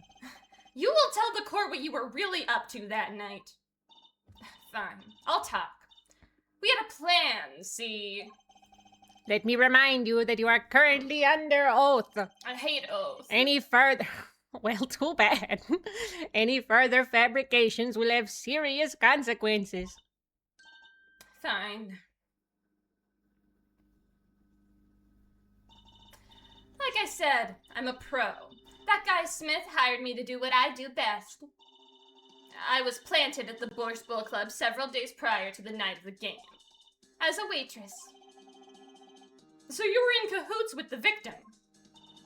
Not that he needed my help. Smith is a well-known poker player in some circles. But winning wasn't the main purpose of this game. It was about destroying a legend, the unbeatable Phoenix Wright. The plan was simple. Elegant, really. You see, we set up a trap of sorts. I was to plant a card in Wright's pocket beforehand, and then deal 5 aces during one of their games. When their hands were revealed, Smith would call him out and search Wright. Everyone loves this picture. He would then pull out the planted card and the trap would snap shut. You swapped the cards. Exposed as a cheater and losing on top of it, it would have made a great double play. Just like that, the legend will be dashed to pieces. Indeed.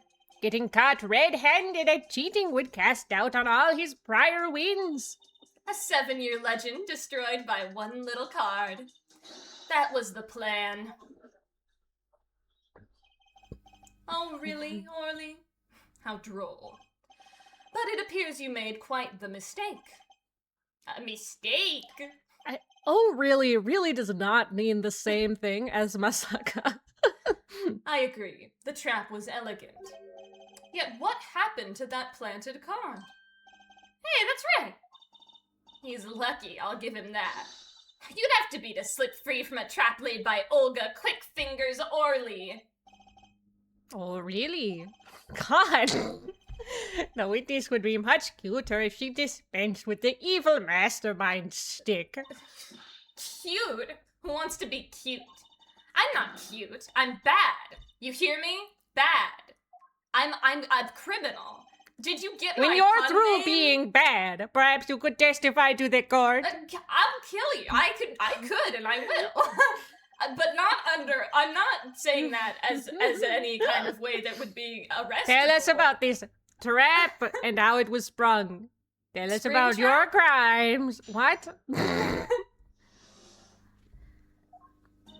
That night, I planted My the daughter card likes those games. like I was supposed to. And Wright lost the last hand. She would. Just like he was supposed to. Then Smith searched him. But the planted card was gone. The trap failed. The next moment, Wright picked up a bottle and swung it. It wasn't me who hit Smith. It was that no-good cheating defendant. Well, he wasn't cheating. A surprisingly frank testimony that still leaves us mostly in the dark. The trap was perfect, I tell you. Perfect! If that rotten cheater hadn't messed it up. Look who's talking.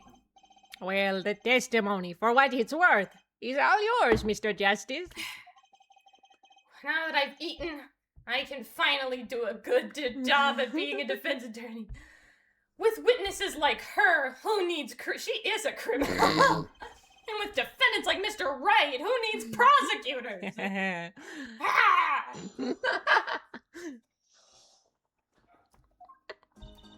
That night, I planted the card like I was supposed to. And Wright lost the last hand just like he was supposed to. Then Smith searched him, but the planted card was gone. But where? The card disappeared? Yeah, my trump card, the 5 of hearts.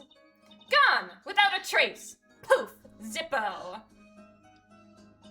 We searched every nook and cranny with this face on our little face. Even inside his cute little hat. My hat. But the card was nowhere to be found. Is this correct? Never in my long, storied career, never has Quick Fingers Orley been so readily duped. Hey, Orly. Aioli? Hey, Orly. Did you check in here? Yes! Wow, that's not the right card. That's a joker. Yeah. Are you calling me a joker? Yeah. Ah! I'm putting it back. No one finds me intimidating or likes my pun name, and that's really hurting my feelings. You should have named yourself Joe. Really? Joe, really? Never mind. Joe Kearns. Sure. So what did happen? Oh yeah, to that's that my 5 line. of hearts? Don't look at me. Why don't you ask that cheating, lying, two-faced defendant? So the 5 of hearts is still Hey, Orly, missing do you want in to see my action. other face? I don't know what's happening. The next moment, Ray picked up a bottle and swung it. Oh, Kristoff's staring at me. I gotta stop. I'm not amused. It's not a joke for you, then. Okay. This isn't a joke. You need to take this more serious. Pay attention to the testimony, then.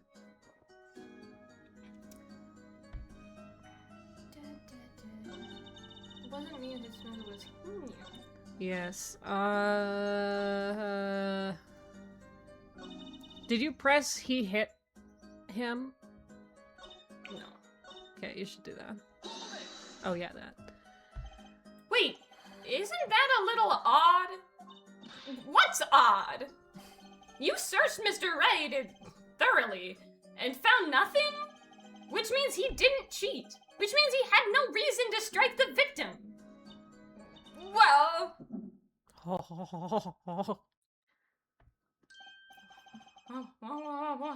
What was that just now? I sensed something. Something wrong, Mr. Justice? No, nothing, Your Honor. What to do? Should I press her a little harder? Sure, I mean... Miss Orley, you're hiding something. What are you talking about? Me? Quick Fingers Orley hide something. It's not at all part of my thing. The defense will refrain from baseless accusations. I forgot his voice. I have one question for the witness then.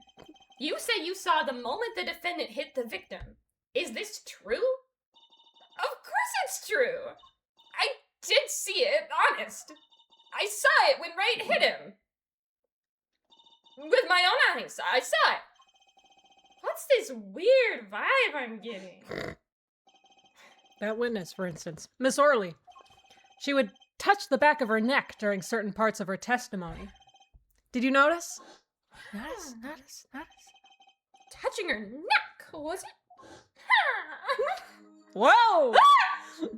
I can see everything.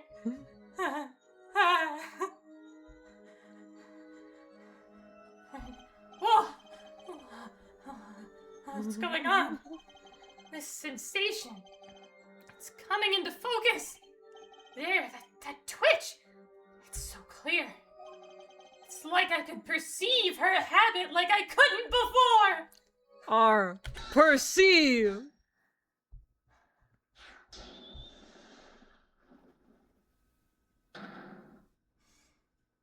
Miss Orley, perhaps you are unaware of this yourself. Unaware of what? Whenever you get to a certain part of your testimony, you touch the back of your neck with your left hand. My neck? So what? What indeed, Justice? I hadn't noticed anything of the sort. When she says that part of her testimony, she's subconsciously recalling something. Her body reacts to the memory and she touches her neck. I'm sure of it. A memory? Would someone care to explain what he's blabbling about? You didn't even say that, right? This is highly unusual, but let's ask the defense. You claim the witness is remembering something? Maybe you have evidence of this memory to show us? Her habit is scratching her neck whenever she talks about the moment of the crime. So what would remind her most of the moment of the crime? Miss Orley, whenever you recall the crime that night, you scratch your neck.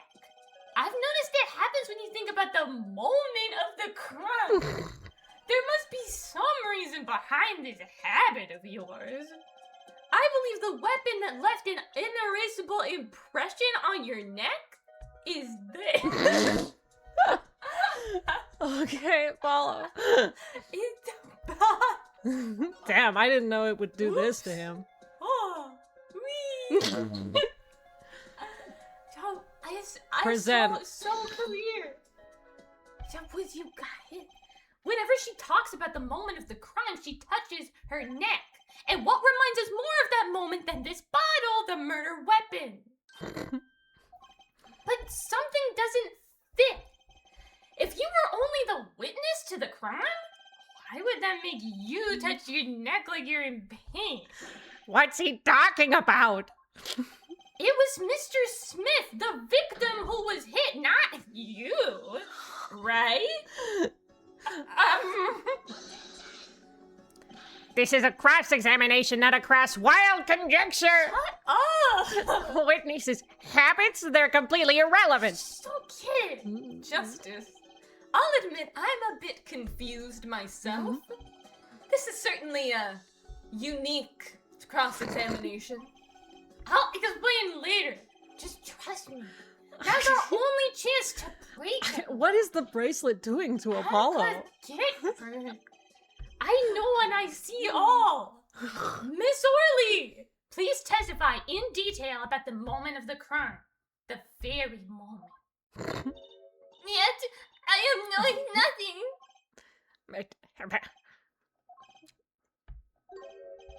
We know you're not Russian. You just can't. The witness will Doesn't testify, work. please, now. Take off the Russian. Fine. Bah. He's the one who did it. I didn't let him out of my sight until the cops got there. Cool, press that. Oh. Go ahead, just let me take care of It it. held, it was a spam. It's nothing. Okay. Oh yeah. That's fine. You seem uneasy. You try standing up here. Her eyes are darting all over the place. I must be getting warm. Tell me, after the crime, what was the defendant like? He must have been stunned by the weight of his crime. He sat in a daze at that table until the cops came. Intriguing. I believe you've gotten all the testimony you're going to get out of this witness. So what do you think about her testimony? I'll tell you what I think. Her testimony is fucking bullshit, man. It's basically bogus. It contradicts the evidence. What's that? Evidence? You know what I mean? No, that's not what I meant. Well, I can't do both of them for some reason. Show Show us us this evidence, Mr. Justice. This evidence you claim contradicts the testimony. She didn't let him out of her sight until the cops got there? I know there's some evidence that contradicts that. Hooray. Present. Miss Orley, we have a record here that clearly contradicts what you said. It states that the police were alerted by a report from the defendant. And we know that the defendant left the room, climbed the stairs, and made that phone call from the first floor of the Borscht Bowl Club. Hey, cops, yeah, somebody died. Oh, no. So explain how you kept your eyes on the defendant when he left the room entirely. My lobster!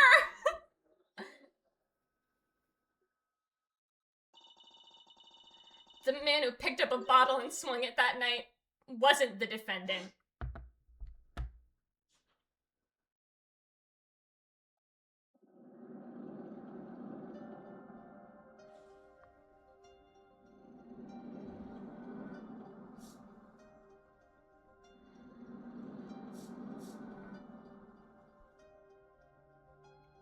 Showdown time. You dirty cheat! Check his pockets now! What? Oh, it's me! The Shady Smith! It's gone. The card's gone. You lose. Ah! Just then, Smith grabbed the bottle from next to right, and he hit me. You. Oh. Some master of cheating you turned out to be.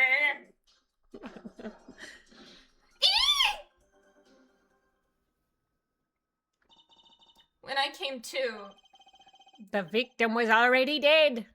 Is that it? that's why I couldn't reveal who I really was. If it came out that I was in league with Smith, I'd be a suspect for sure. I keep changing her voice, and she's getting more valley girl. Or, well, where does this leave us? Madness! This is madness! I'm dreaming! It must have been me who was hit on a bottle, and I'm imagining all of this! It appears our You prosecution... said it on a bottle, and Yeah. now I'm just imagining someone picking him up by the legs. appears our prosecution is at his wit's end, and frankly, I can't blame him. Mr. Gavin, what do you think about this turn of Thank you events? for consulting me, the only sane person in this room. Mr. Gavin, sir, I believe that, as the defense in this case, we are compelled to call Miss Orley a big, fat liar. What? 3 were in that room the night of the murder. The defendant, victim, and her. And she has a motive. Someone's here. Yeah. A motive? Her plot foiled, the witness got into an argument with her client, Mr. Smith. And the Denouement. denouement of that argument was murder. What? I'm no killer. It's a trap. Someone's trying to frame me. You said you would kill the judge. That was not real. You imagined it. I would never do it anyway. What tangled webs we weave when we practice to deceive. So tangled we catch ourselves in the process. Mr. Right. I don't know why I said it Are like you that. taking up poetry too? Yeah. Whatever. Such a hasty conclusion. That's not like you, Christoph Gavin. What are you saying? Why not consider the other possibility? That there was another person in the room at the time of the murder. Right. Like Mr. Wright was saying before recess. A single card was swapped into the victim's hand after the murder. And the one who swapped the card didn't know 2 colors of cards were being used. A 4th person. Ha! This theory again! Your 4th person doesn't exist! Indeed. That's why I decided to bring this case to court. Here, where there's no escape, and no chance for deception. The perfect place to catch the real criminal. The real criminal? And we're in luck. A clue to the real criminal's identity was kindly provided for us. And right at the beginning of the trial, no less. What? Apollo, perhaps you know what I'm talking about? Sorry, Remember what I said. The fourth person who swapped the cards made one critical error. he or she wasn't considering the color on the backs of the cards? Right. But how could such an obvious mistake occur? The cards used for the last game were red. Yet, there is one person here in our court who thought those cards were blue. I had that impression too. But why? Well, Apollo, think you can figure out who it was? It's not me, I swear. Who is this fourth person? And Justice, please, whoever they were, not he or she, it's just a little, Why do I always get put on the spot like this? Let's hear what the defense has to say. Who was it? Who thought the cards used in the final game were blue? Well, it was... As I expected. Your eyes and ears are as sharp as your hair. I was right? Christoph Gavin, you were the fourth person that night. But of course Mr. Gavin knows the color of the cards. How would he? As you can see, the photo of the crime scene is black and white. You can't tell which of the cards are blue, the ones on the floor or the table. But look! You can see the colors in this photo. Yes, but when he said the cards were blue, it was well before this evidence came to light. It is true that the defendant was engaged in a game of poker with the victim, yet it was only that. A game in the purest sense. A competition, Your Honor. A competition? Yes, a test of wits, a silent clash of passions. Only the cards, their backs wreathed in blue flame, know its final outcome. Well, Christoph? Mr. Gavin? Mr. Gavin, is something the matter? Oh, no, nothing. Excuse me. It was just so... sudden. Right? You aren't seriously accusing me, are you? Oh, Christoph? You know even I'd never take a joke this far. This has gone beyond ridiculous, beyond dumb. This is insanity! The defendant accusing his own defense attorney of murder! I assure you I'm quite sane. But what possible connection could Mr. Gavin have had to the victim? I wasn't aware that I had a connection to Mr. Smith either. Yes, but Mr. Gavin and the victim have never even met! Well, what if they have? Huh? There is a possibility, after all. They may have met that night, before the game started. What are you suggesting? Is this the truth Mr. Wright was staying silent about? Well, only one thing to do. Mr. Wright, the defense would like to request that you testify to the court. The defense would like to request no such thing. Mr. Gavin? Testimonies must relate to the case. How could anything happening before that game of poker be related? Well, I'm not sure I follow, Mr. Gavin. as I explained before, the defense believes that Miss Orley... Am I to assume you speak for Mr. Justice in this? He is the defense, not you. Mr. Justice, the matter of Mr. Wright's testimony is up to you. Oh. Okay. Does the court, in your opinion, need to hear Mr. Wright's testimony? I mean, this was Mr. Wright's strategy. To sneeze and lie. He was planning this all along. And I intend to see it through. The defense would like to request that Mr. Wright testify to the court. And to Justice, you would betray me, your teacher. I'm sorry, Mr. Gavin. This isn't about loyalty. This is about the truth. Very well. The defendant, Mr. Wright, will take the stand, please.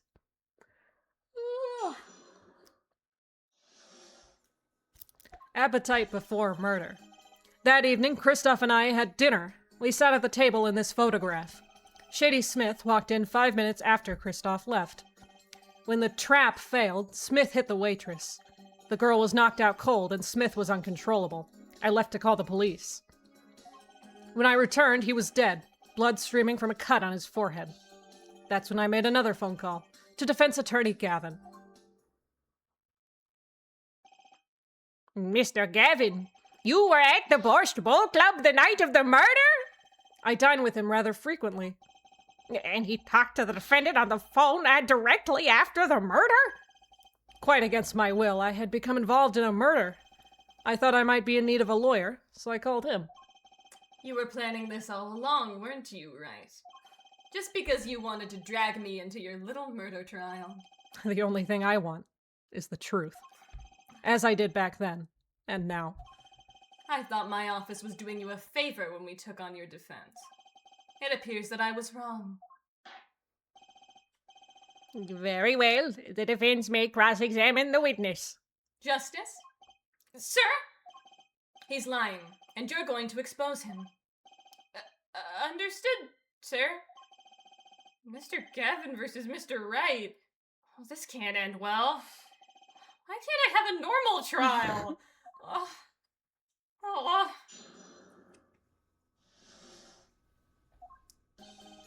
That evening, Christoph and I had dinner. We sat at the table in this photograph. Shady Smith walked in 5 minutes after Christoph left. When the trap failed, Smith hit the waitress. The girl was knocked out cold and Smith was uncontrollable. I left to call the police. When I returned, he was dead, blood streaming from a cut on his forehead. And when you returned, the victim was already... Dead, yes. I'll admit, I was a little startled when I walked in. A little? He was bleeding from his forehead, after all.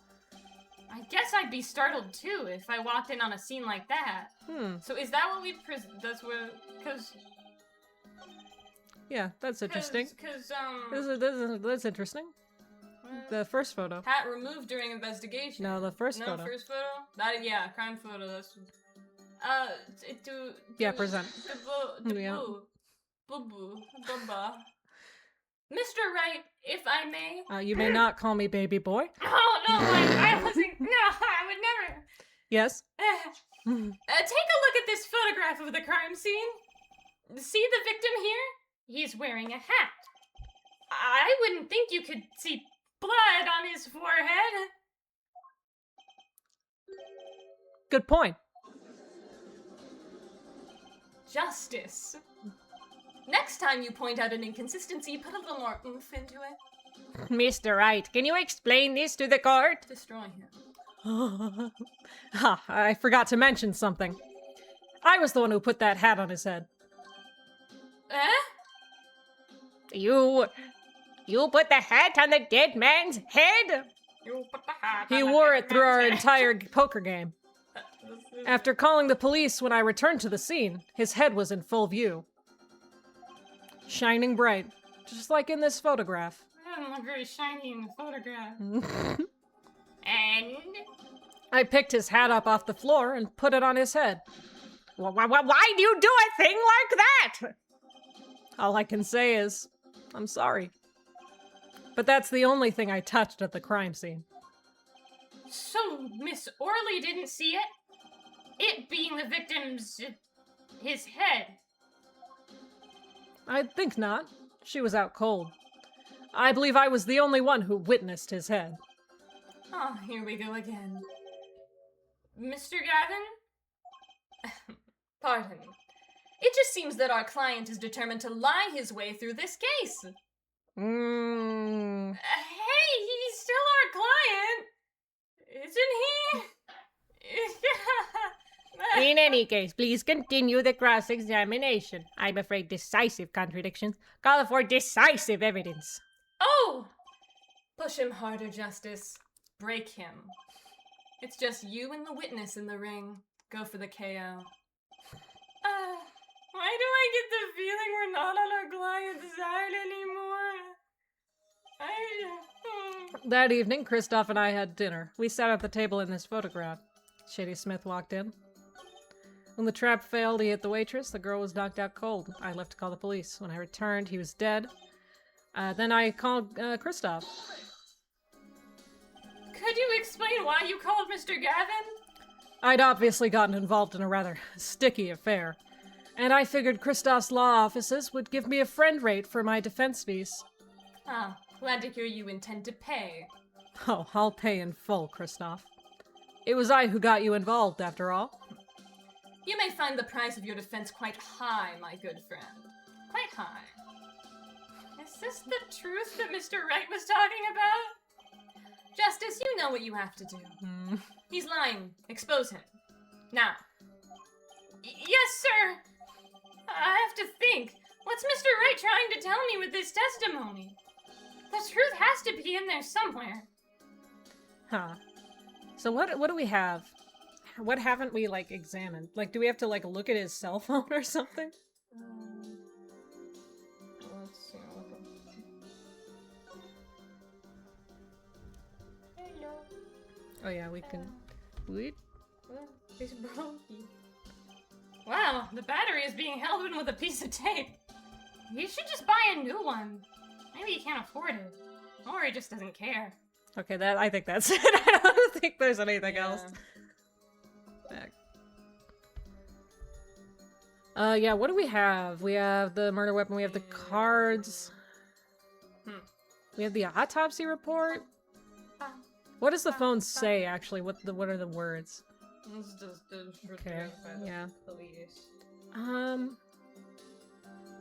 Huh. Should I Yeah. press everything? Yeah. You had dinner with Mr. Gavin? Yes, he dines with me at the Boar School Club quite frequently. We were enjoying a usual dinner at our usual spot, as usual. Usual. How late I was always it? eat at the table closest to the piano. I see. Where Mr. Smith was sitting? Where Mr. Smith was sitting! So the plates around the den such are from your dinner? Indeed, the remnants of my meal with Kristoff. We dined for 2 hours, and then Kristoff left. After that, The Last Supper.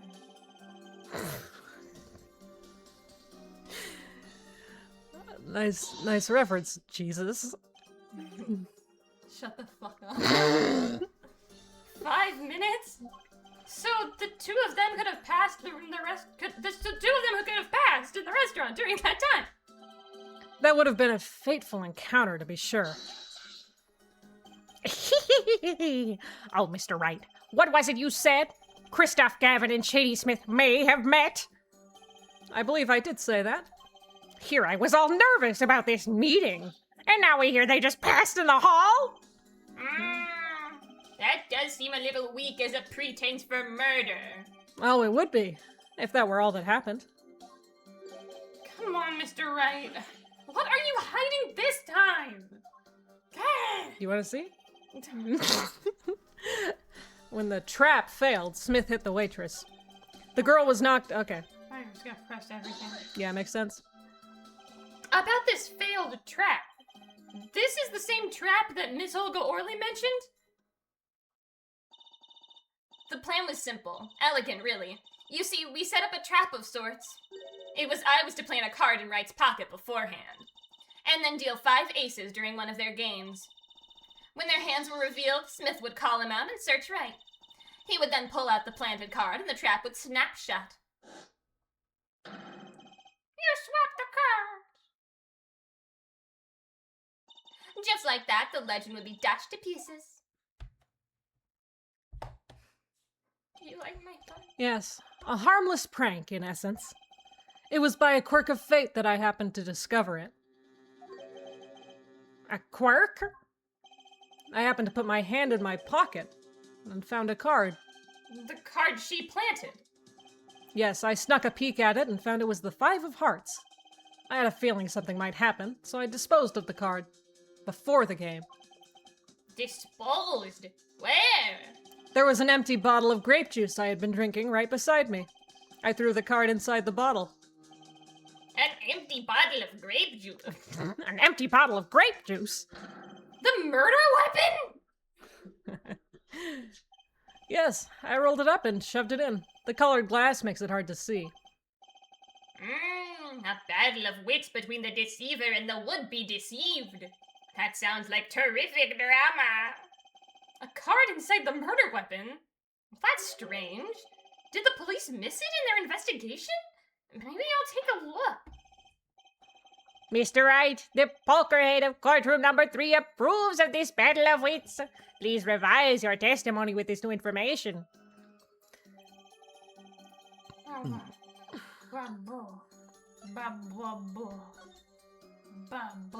You know, it's pretty transparent and there's no card. The bottle is completely empty. Why are you lying?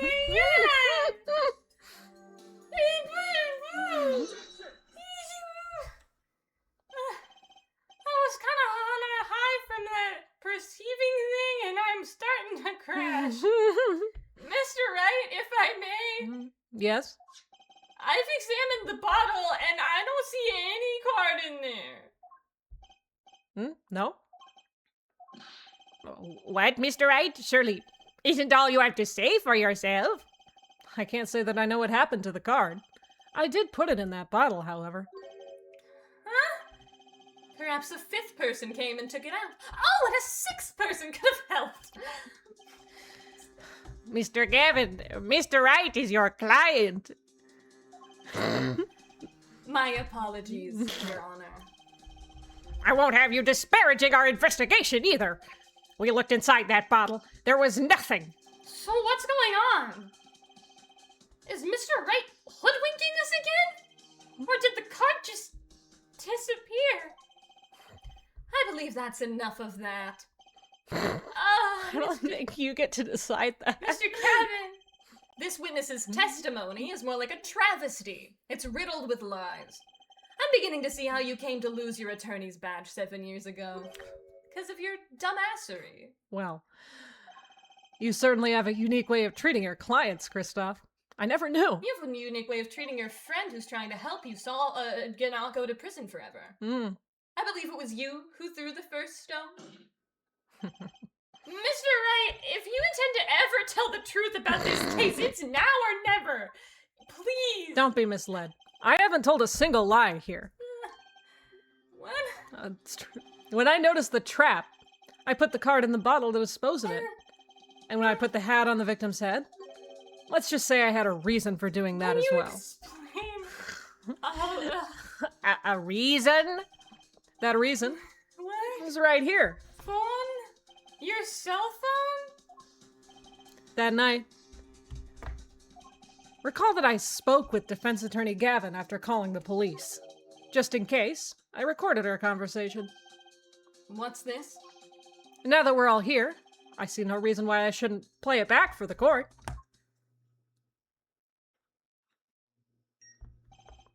Kristoff, I seem to be in a bit of trouble. What's this? Game not going well? Something like that. That gentleman who challenged you, he turned out to be good. He turned out to be dead. Someone hit him. Hard. You mean someone cracked that flawless bone china pate? Pate. It wasn't you, was it? Me? Please. The cops should be here any minute. I'm in your hands, should it come to that. Bone china plate? A kind of porcelain, very smooth and shiny. And not plate, but pate. I don't know what it means either. I believe he was referring to a certain gentleman's balding forehead.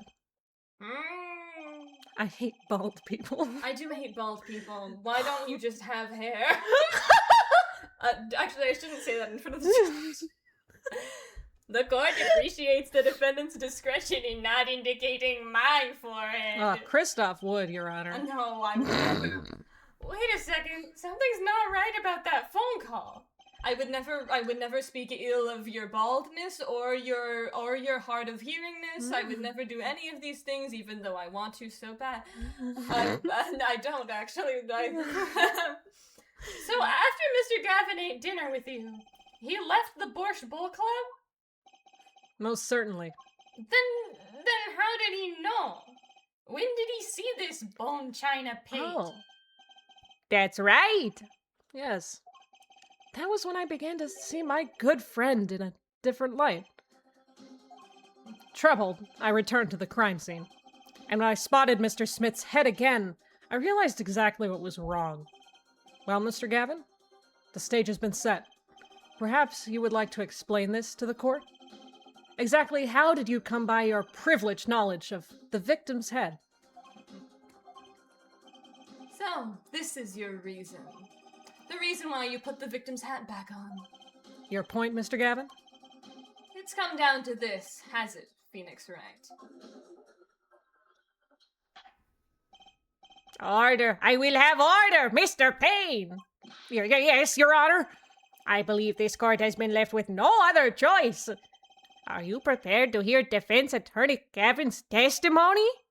Well, as the prosecutor, Very well, we'll break for 10 minutes. After which Mr. Gavin will take the stand for cross-examination. It's not usual. Are we all clear on that? Crystal clear, Your Honor. Very well. This will be the final recess for the day. Speaking of crystal clear, I do have a brand deal with this. It's the Troquinine nail polish. It's The crystal. brand is the Troquinine? Yes, I mean Ariadone. Not a. I thought you were going Troquinine. to say you had a brand deal with the victim's forehead, but all right. Mhm. No, it's with Ariadone. Yeah, people don't usually nail attack the polish. brands they It's crystal clear. are associated with. And I would never attack anyone with any kind of violence. Or insults or anything. I'm We very both have to go to the polite. judge's chamber. Mr. Gavin and Mr. Wright are both in the judge's chamber. Teresa? Who would have thought today would turn out like this? May I? Huh? What? Hello, sir. Please pick a card.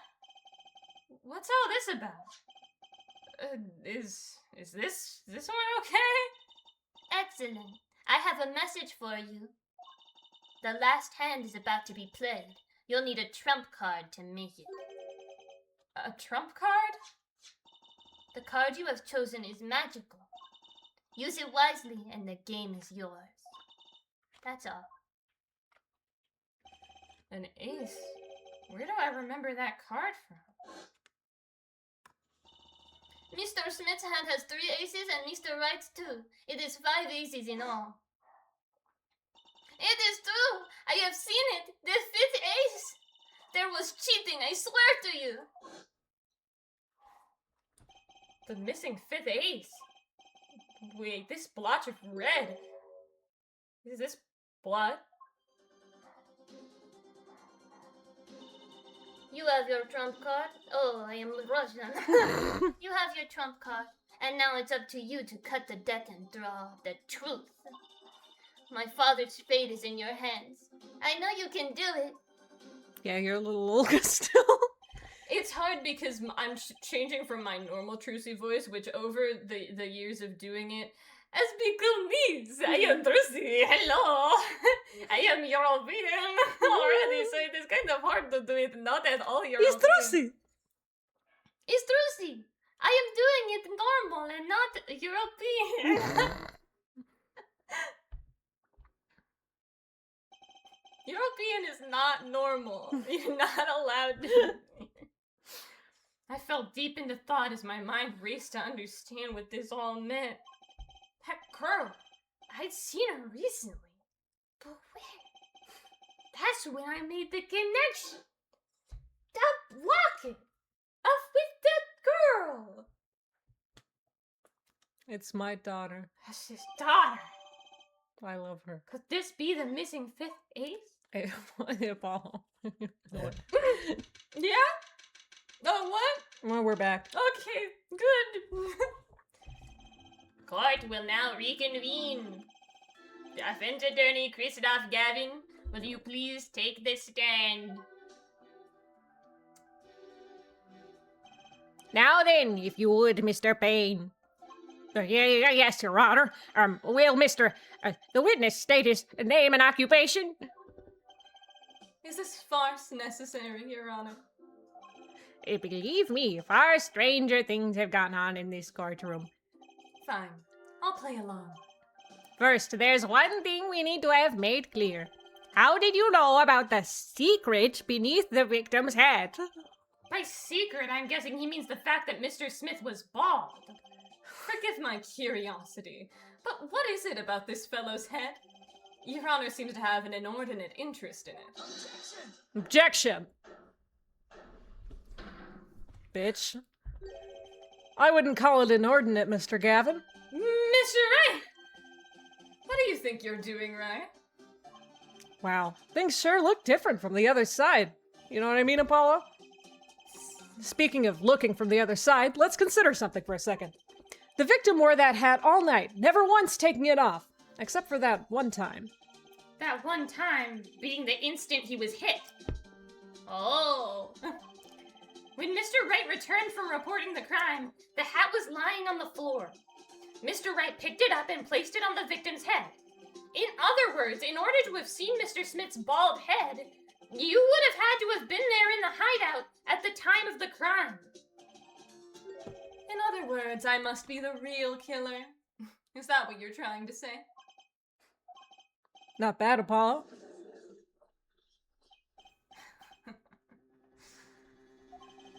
Mr. Gavin? I'm afraid that I haven't been entirely honest with the court. What? Why are they all lying? Oh, I assure you, I had the noblest of intentions. I did it all to protect my client, Mr. Wright. I'm touched. Yet I'm afraid in the current situation I see little reason to hide anything. Very well. Allow me to tell you the truth of what happened that night. Finally, you may begin your testimony. Tell us, how were you involved in the events of that fateful night? Hopefully, this will be the real story and we'll all get to go home. And we will. Oh, well, not all of us. The rage I sensed in that man that night troubled me, so I returned to the club. I went down to the basement and peeked in through the little window to the hideout. It must have been right after the murder took place. The victim was dead, as he appears in the photo. A bald head, an unconscious girl, and Wright holding a bottle in his hand. I sensed that was not the best place for me to be at the time, and so I left. That's when the call came from Wright. So, you witnessed the murder? For better or worse, I missed the actual moment of the deed. Mr. Gavin. May I remind you that you are on Mr. Wright's defense team? He's a witness now. Your testimony is clearly disadvantageous to your client. Well, maybe he shouldn't have made it so then I'm at the stand. What else could I say? I'm standing on the witness stand after all. So you are, Mr. Gavin.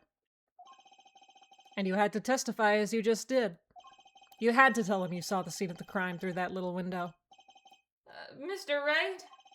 You had to say that, because that was the only probable window of opportunity. Right, Apollo? Oh! Mr. Wright, the defense should do the cross-examination, not the defendant. Mr. Justice, are you prepared? Yes, Your Honor. Thanks for letting me stand here, by the way. I can't believe I'm going up against Mr. Gavin. This trial is getting weirder and weirder. It sure is. The rage I sensed in that man that night troubled me, so I returned to the club. I went down to the basement and peeked in through the little window to the hideout. The little window? You mean the one you used to keep watch up the stairs? Yes, a relic of the ancient past. The black marketeers used it, I believe. Why did you go through the trouble of peeking in through the window? Wouldn't it have been easier to just open the door and go into the room? I didn't want to upset Wright, you see. Upset Mr. Wright? Yes, what if my fears had been unfounded? I'd be walking in on their match. Bat form, to say the least. So far, everything he's saying makes sense. It must have been right after the murder took place. Oops. That doesn't matter. The victim was dead, as he appears in the photo. A bald head, an unconscious girl, and right holding a bottle in his hand. Those were the only three at the scene of the crime? Yes. As far as I saw, at least. Then we're back where we started. The killer was the defendant, Phoenix Wright. Who else could it have been? But why didn't you talk to the police? 2 reasons. First, I didn't actually witness the very moment of the crime. Second, my office was asked to defend Wright. Even after seeing what I had seen, I couldn't abandon my friend. There must have been someone else there at the moment of the crime. Justice.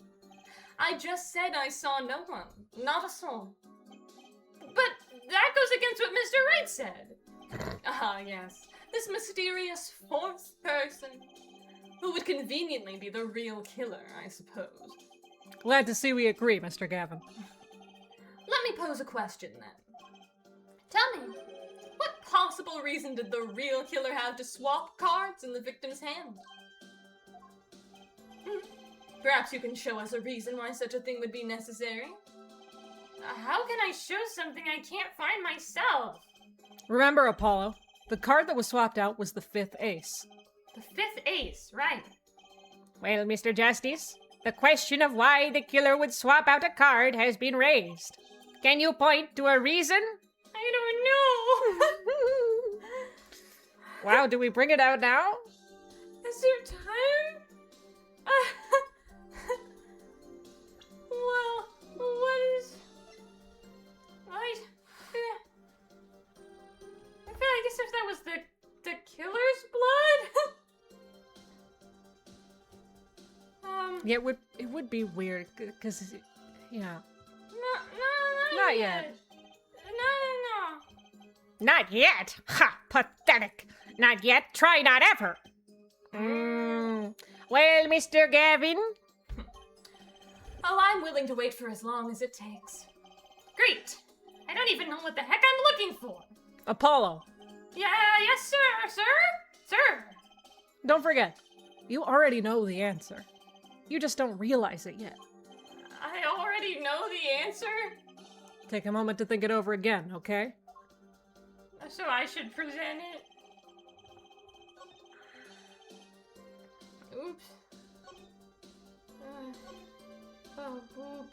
Booey. I guess we should press again then and go through all of that. Oh.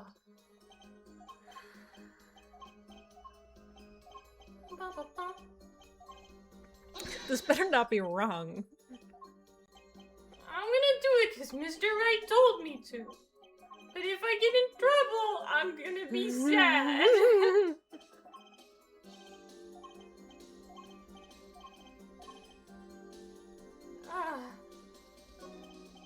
It's now or never. The defense would like to present evidence to the court. Evidence showing the reason why a card was swapped out.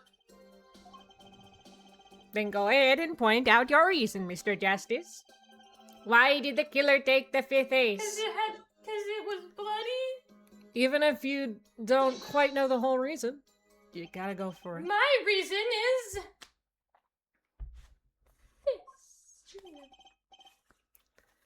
Deep in your sleeve. Yeah. It's just the wrong way, that's the problem.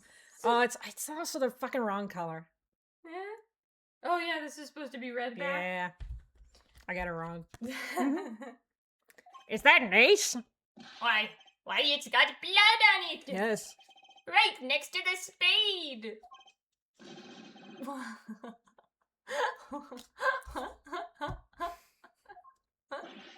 This is insane! Why wasn't I told about this? Why? Could this be the missing 5th ace? Inconceivable. How could you? What are you doing with that card? Well, that's the thing. Why is Mr. Gavin so upset? It's just a fishy card from some fishy girl. Oh, that card? It's mine. That is, I picked it up at the Borscht Bowl Club that night after the murder had occurred. I gave it to my daughter. Cards are her stock and trade, after all. No. Impossible. Unacceptable. No, the court can't accept this evidence. It's a fraud. A fraud? How can you be so sure? What? I would think the only person who could claim it was a fraud would be the one who took the real card from the crime scene. The real killer. Allow me to elaborate. What if this trace of blood was the reason? The reason for? For the killer to take the card from the scene of the crime. Where are you going with this? Take another look at the photo. And at the victim's head. At the moment of the crime, his hat fell onto the floor, and a trickle of blood ran from his forehead down the back of his head. Couldn't a drop of that blood have fallen onto one of the cards? I suppose. The killer then took the card to hide the blood. Regardless, that evidence is non-permissible. Oh? Right, regardless of how you wasted the last 7 years, you used to be a lawyer. You know what a serious crime it is to conceal evidence. Oh, we could discuss the finer points of our legal system later. What's important now is that I've answered your question. What are you talking about? You wanted to know why the killer would have taken a card from the crime scene. And now, I've told you. That one drop of blood would have been decisive evidence, you see. This is baseless conjecture. Baseless.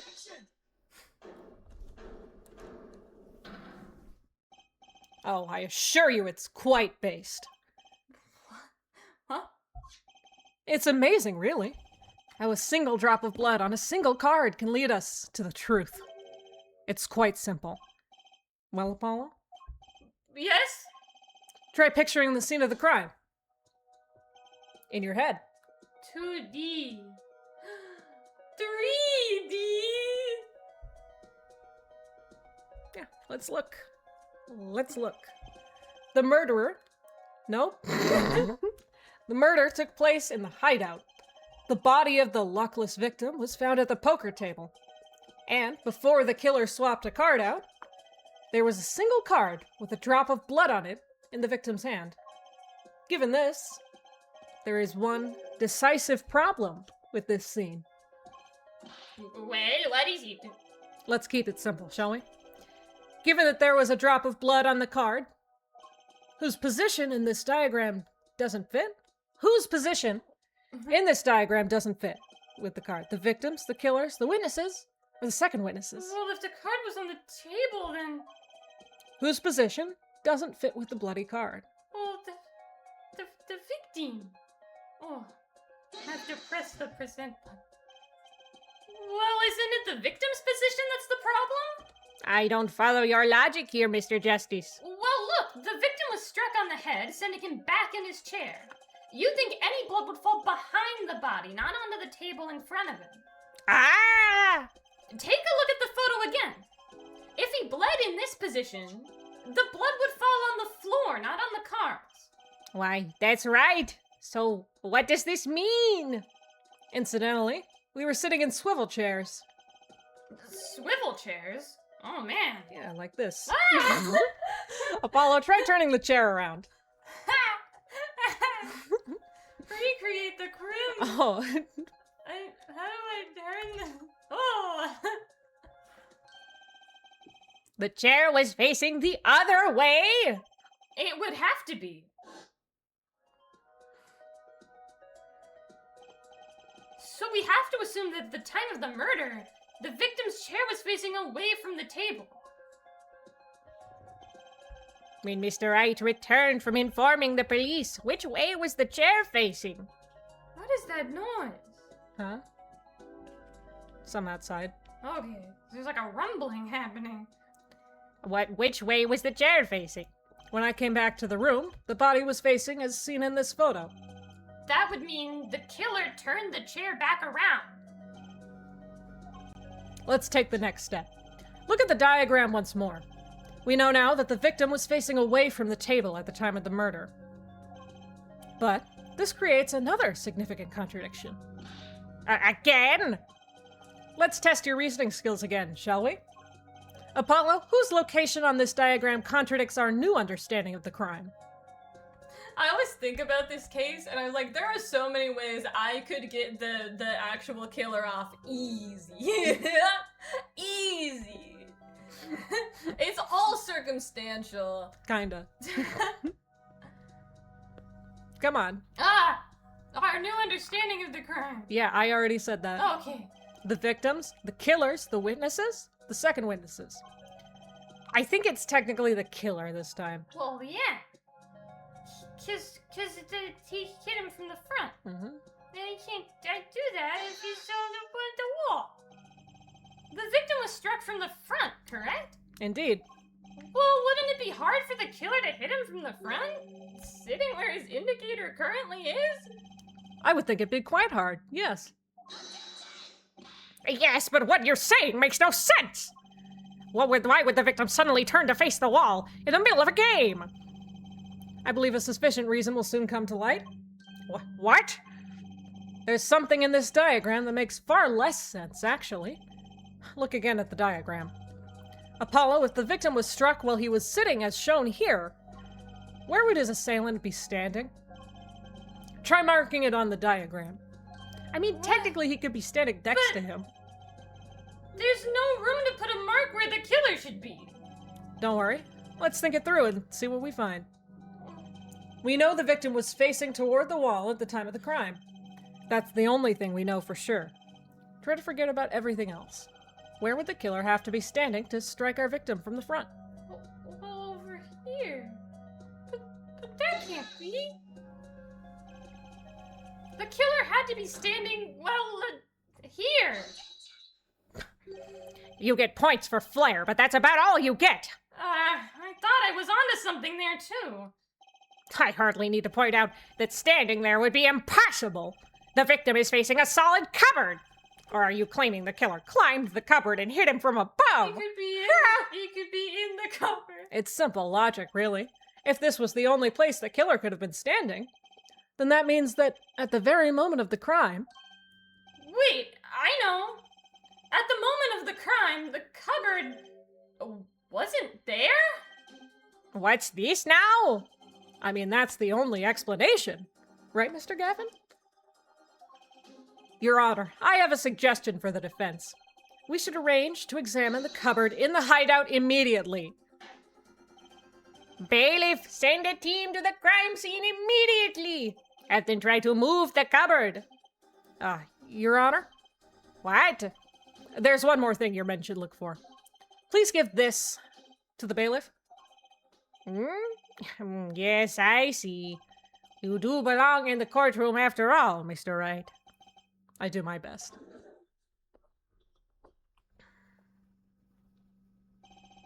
But let's forge ahead here while we wait. Look at the diagram once again. It's been changed. If the killer was standing here at the time of the crime, then this cupboard wasn't here, which means... Apollo, try moving the cupboard.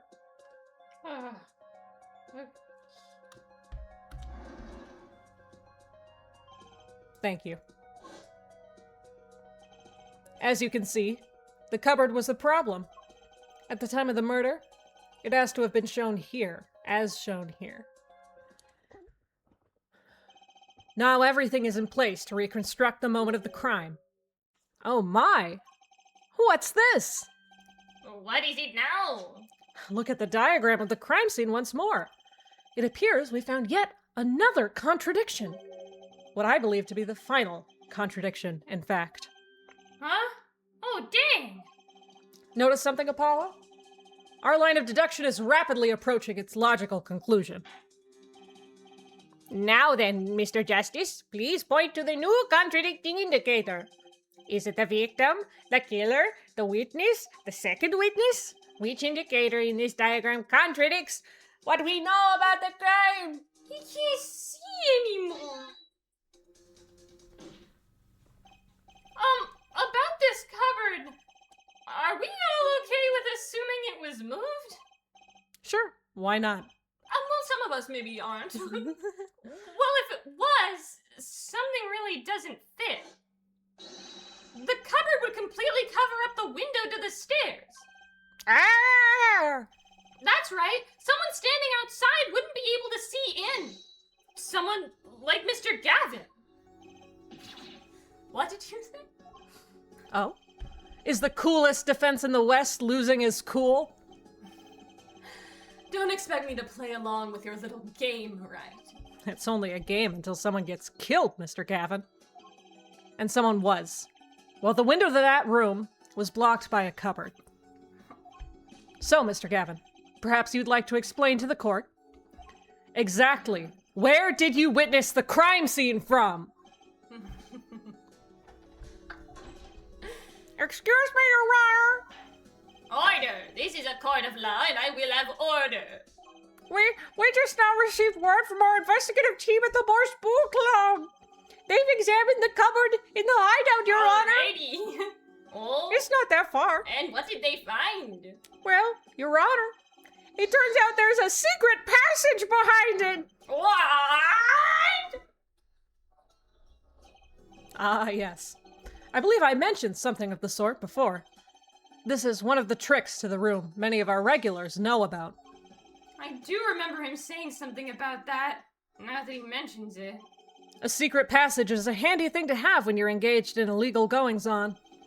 Never know when you might need to duck away from the eyes of the law. So the room has a secret passage. Where does it go? The other side connects to the restaurant above. The underworld bosses could get away from the cops and enjoy a cold bowl of borscht, no doubt. Just like our killer.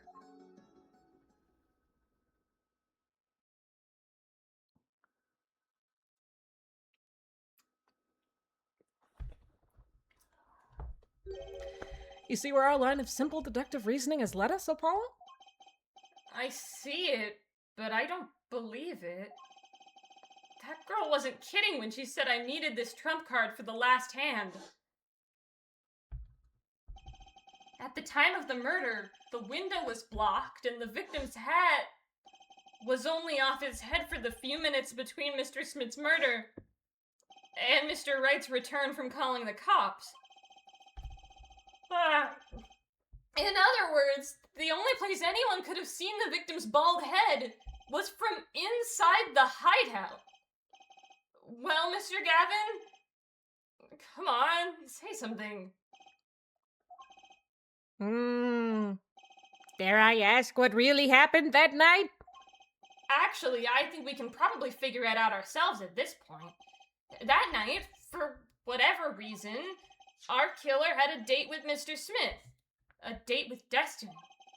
There he crouched, hidden in the secret passageway behind the cupboard, holding his breath, waiting for just the right moment. Then the chance came, and he took it.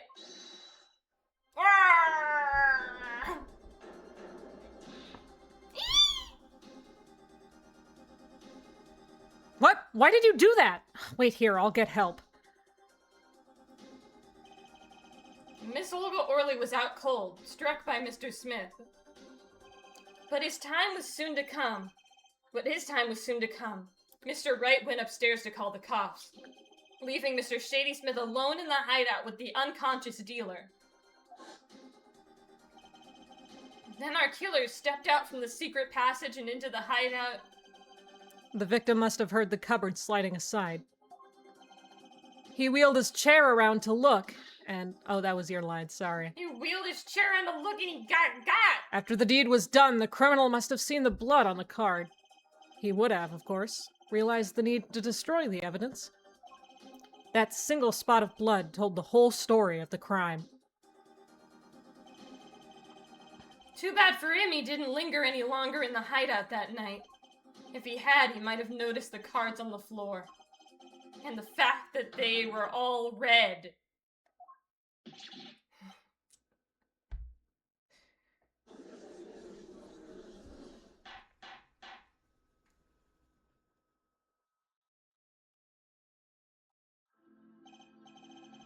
Well, it seems this trial has taken yet another turn.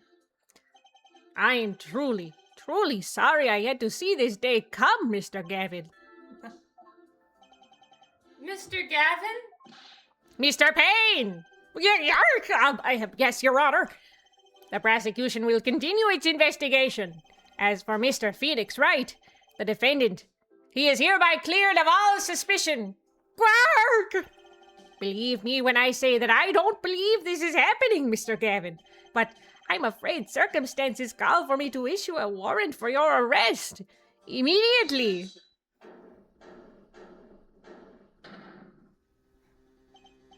Oh, no need to apologize. I rather enjoyed myself. It's not every day you get to witness a legendary attorney's dirty tactics firsthand. Your point, Mr. Gavin? Frankly, Your Honor, I'm shocked that a person of your caliber would be taken in by such a low-grade parlor trick.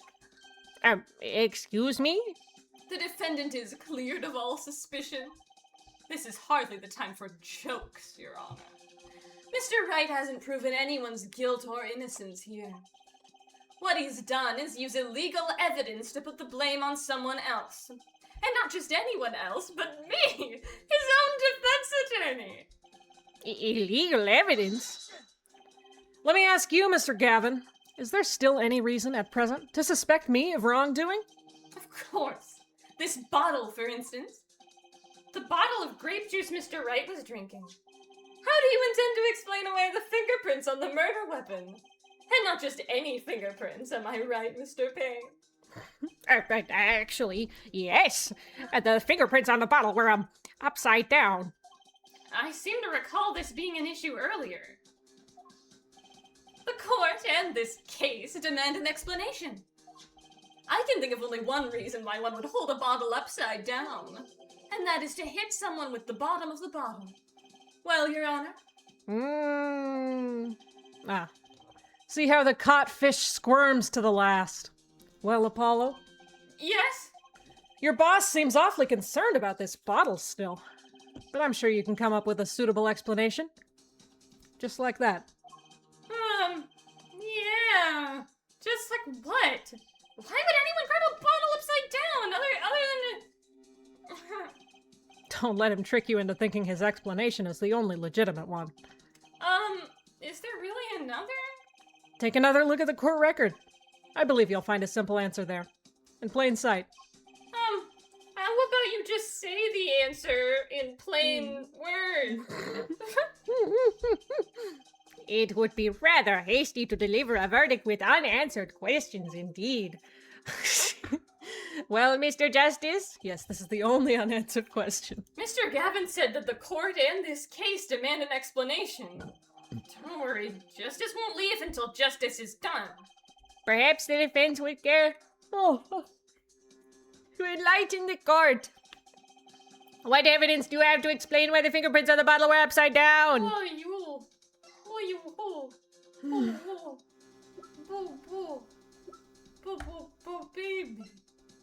Baby Look boy. at the picture, Apollo. Baby boy. Look at his big hands. Big hands. Big as my face and his face. Bottle? There are bottles. Bottle. Is it this? Do you see how I'm fucking sitting, Apollo? It's actually easy to show you then explain, Your Honor.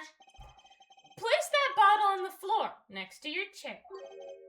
Excuse me, on the floor? Yes.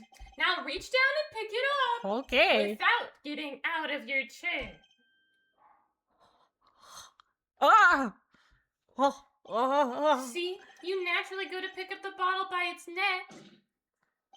With your fingers upside down. My fingers are upside down.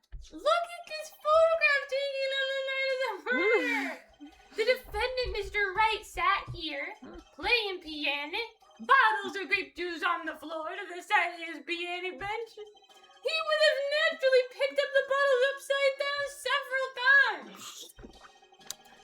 Wow, I can't believe it was that simple. Recall our dinner that evening, Christoph. I was drinking my usual juice then, too. Basically, you used the bottle on the table to do the deed. But then you must have remembered So you went and picked up one of the bottles from under the piano, and you switched the bottles. You took one of Mr. Wright's bottles and made it look like the murder weapon. We never talked about how there was, like, no blood on that. Order. What do you have to say to these charges, Mr. Gavin? How did it cut him if it's not broken? You know. Fascinating. So this is the legendary attorney's famed tactic of misdirection. Me? What? You claim that I switched the bottle? Where is your proof? Proof? Well, that's as I thought. More baseless conjecture. I'm afraid your bottle of proof is quite empty. Objection. I wouldn't be so sure about that. Your Honor, when you initiated the investigation of the hideout earlier, do you recall I requested an additional investigation? Ah, yes. I have your memo about that here. Retrieve the bottles from under the piano at the Borscht Bowl Club. And here's one of the bottles in question. What? Are you going to dust that for fingerprints too? They're all going to be Wright's fingerprints. I would be surprised if any were on that but his. Mr. Gavin probably wouldn't make such a novice mistake, true. That bottle won't bear a trace of anything. Say, Apollo, Yes? why don't you go ahead and examine that bottle? But why? Just humor me. Mr. Wright. That bottle will solve this case once and for all. Okay, fine. Sure, I'll look at the bottle. That's some bottle. If it's gonna solve... Ah!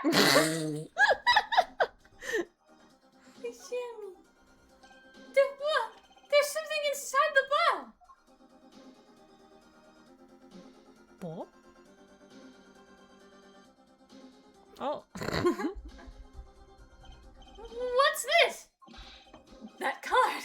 It can't be. That's right. Recall that unpleasant woman's testimony for a moment. Miss Olga Orley? You're being pretty Yes. mean to her. Our little swindling Devoshka. That night I planted the card like I was supposed to, and Wright lost the last hand, just like he was supposed to. Then Smith searched him. But the planted card was gone. The trap failed. Wait, that isn't... You're telling me that this is the planted card you disposed of? That's right. The one you mentioned in this piece of testimony? I happened to put my hand in my pocket and found a card. I stuck a peek at it and found it was the 5 of hearts. I had a feeling something might happen, so I disposed of the card. Before the game. My shoulders. Disposed? Where? There was an empty bottle of grape juice I had been drinking right beside me. I threw the card inside the bottle.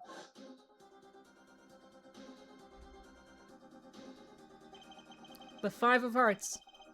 This is the card. The bottles were swapped, and the only one who could have done that was the 4th person in the club that night. You, Mr. Christoph Gavin!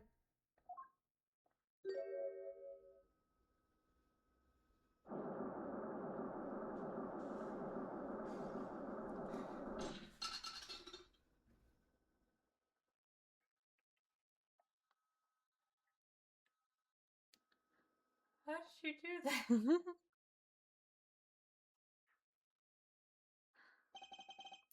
That is all. I'm out of here. Is this your idea of revenge, Phoenix Wright? Revenge? Revenge for the events that took away your attorney's badge 7 years ago. My past is like my logic.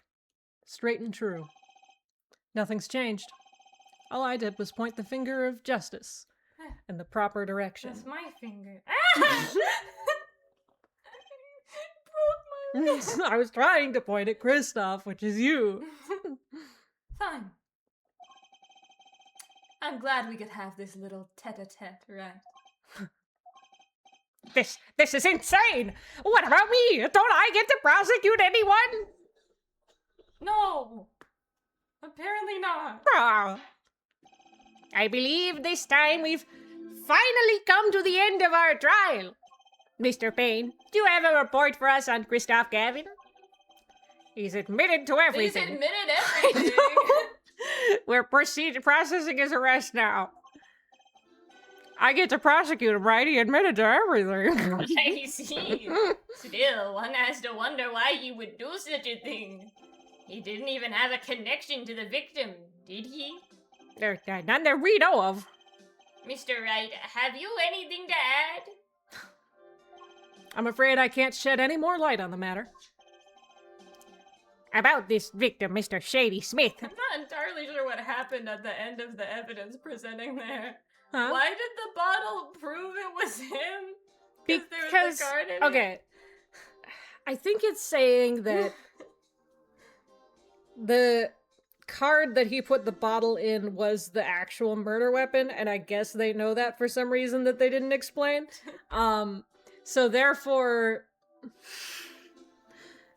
the fact that it was a different bottle and that bottle was there means somebody switched it, which means it was Christoph. His occupation was listed as traveler. An odd profession, to be sure, and that's all we know about him. I'll arrange for a follow-up investigation, Your Honor. Good. Mr. Wright? Yes. 7 years, and you still haven't lost your touch. Christoph Gavin was a man with much significance for me, both as a friend and a lawyer. He was extremely talented, to be Why are sure. we talking about him like he's dead? I needed two things before I could confront him. The first was a place where no injustice would be tolerated. This courtroom. The second was a man who would tolerate no injustice. In other words, a defense attorney. Oh, I thought you were talking You, about Apollo. me. Me? This is a dark time for our legal system. A twisting of justice brought on by our very own initial trial system, the 3-day thing, I think. Ah, We have to set it right. Mr. Wright. Our work lies ahead of us. And I, for one, am looking forward to it. Well, this seems like a good time to announce a verdict. This court finds the defendant, Mr. Phoenix Wright, not guilty. Good job, Apollo. You did it. All right, let's go. Okay. Court is adjourned. Bye. They won't let me leave yet. I gotta do paperwork or something. Thanks, Apollo. You came through, just like I thought you would. I'm pretty sure I didn't do a thing in there. It was you who cornered Mr. Gav... The killer. I couldn't have done it by myself. You sensed it too today, didn't you? Your ability. Ability? Yes, a sensitivity I lack. You'll come to understand it soon enough. Wait, I wonder if he means when I got all high on that procedure. Yeah, I didn't expect that part to happen. I didn't know about that. I have one question for the witness now. You say you saw the moment the defendant hit the victim. Is this true? Of course it's true. But, What's this weird vibe I'm getting? What was that, Mr. Wright? you'll have to find the answer to that question yourself. The answer. Right. Today was full of questions without answers. Most of them about Mr. Gavin. What possible reason could he have had to commit murder? Perhaps you'll learn that in the days to come. Huh? Wait. You don't know, do you? This locket is the key. Huh? Oh, that reminds me. I met the girl whose picture is in your locket.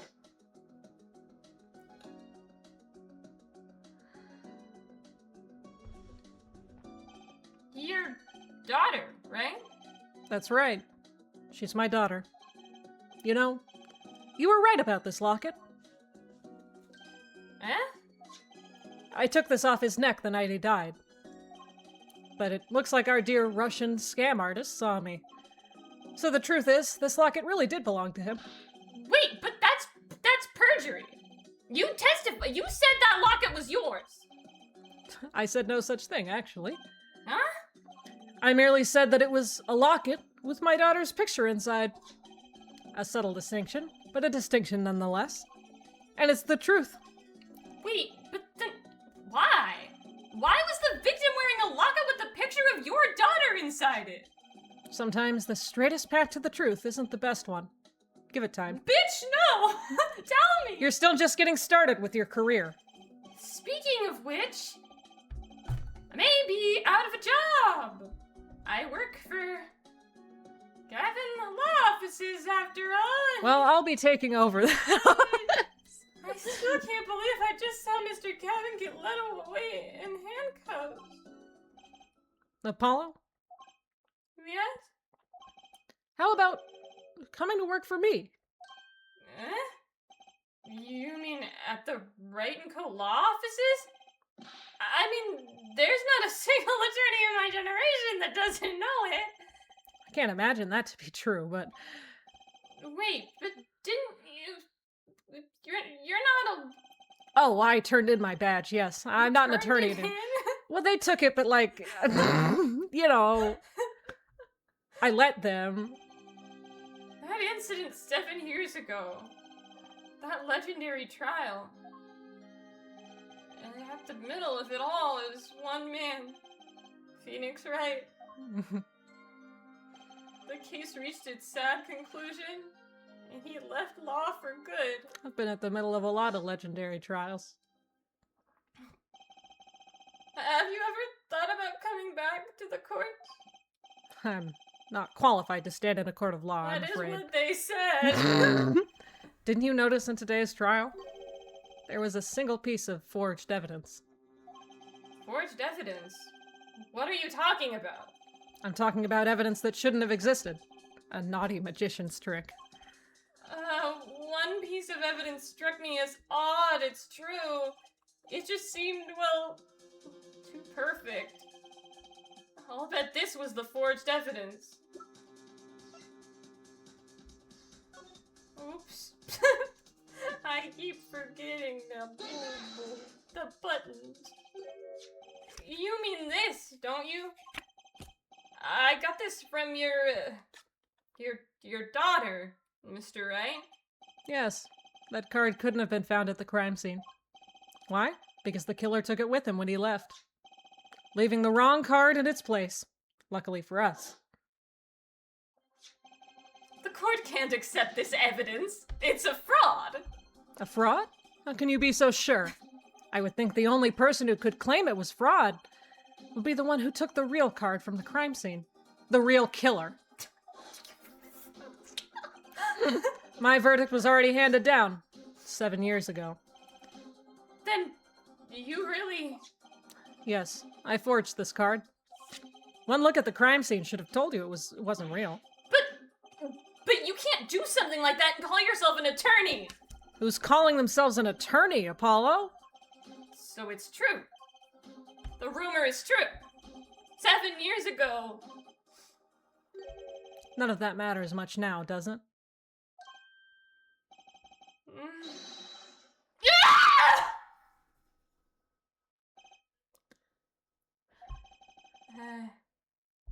I punched him. So... It's your story from here on out, Apollo. Perhaps I can help you turn the next page. My office's address. Drop in if you like.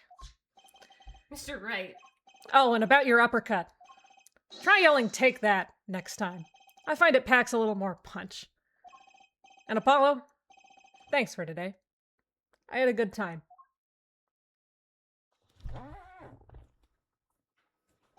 And with that, Mr. Wright walked out the door. And that's how my first trial ended. A lot of mysteries went unsolved that Mr. Wright clearly knows. He's like, I can get you involved in this whole thing, but I'm not gonna explain any of it to you, because he's... And at the time, I had no idea they were all related. Every mystery that day, connected by a single thread of logic. I'd find that out soon enough.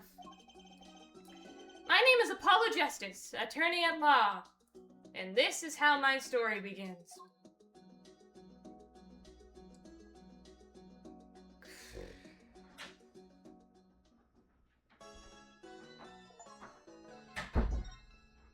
Hey, you got an achievement. I did get an achievement. That's nice. Anyway, we did it. That was so much fun. Yeah. I Oh, man. I gotta say, I'm a Kristoff boy. He's my favorite guy. Oh, my hair's like all coming out of. Oh yeah. Well. Well, it's the end. Mm-hmm. Kristoff, he would not have confessed. I know. He's like meant to be like a really good attorney. He knows there's forged evidence involved.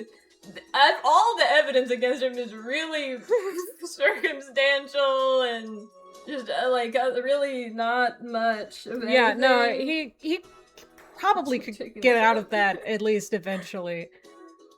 Yeah, and he would know that. He's Yeah. not gonna confess. He knows he can get out of this, and he does in my fan fiction. He does and he will, and then he moves to Kurain. And then he gets a girlfriend. he gets a girl.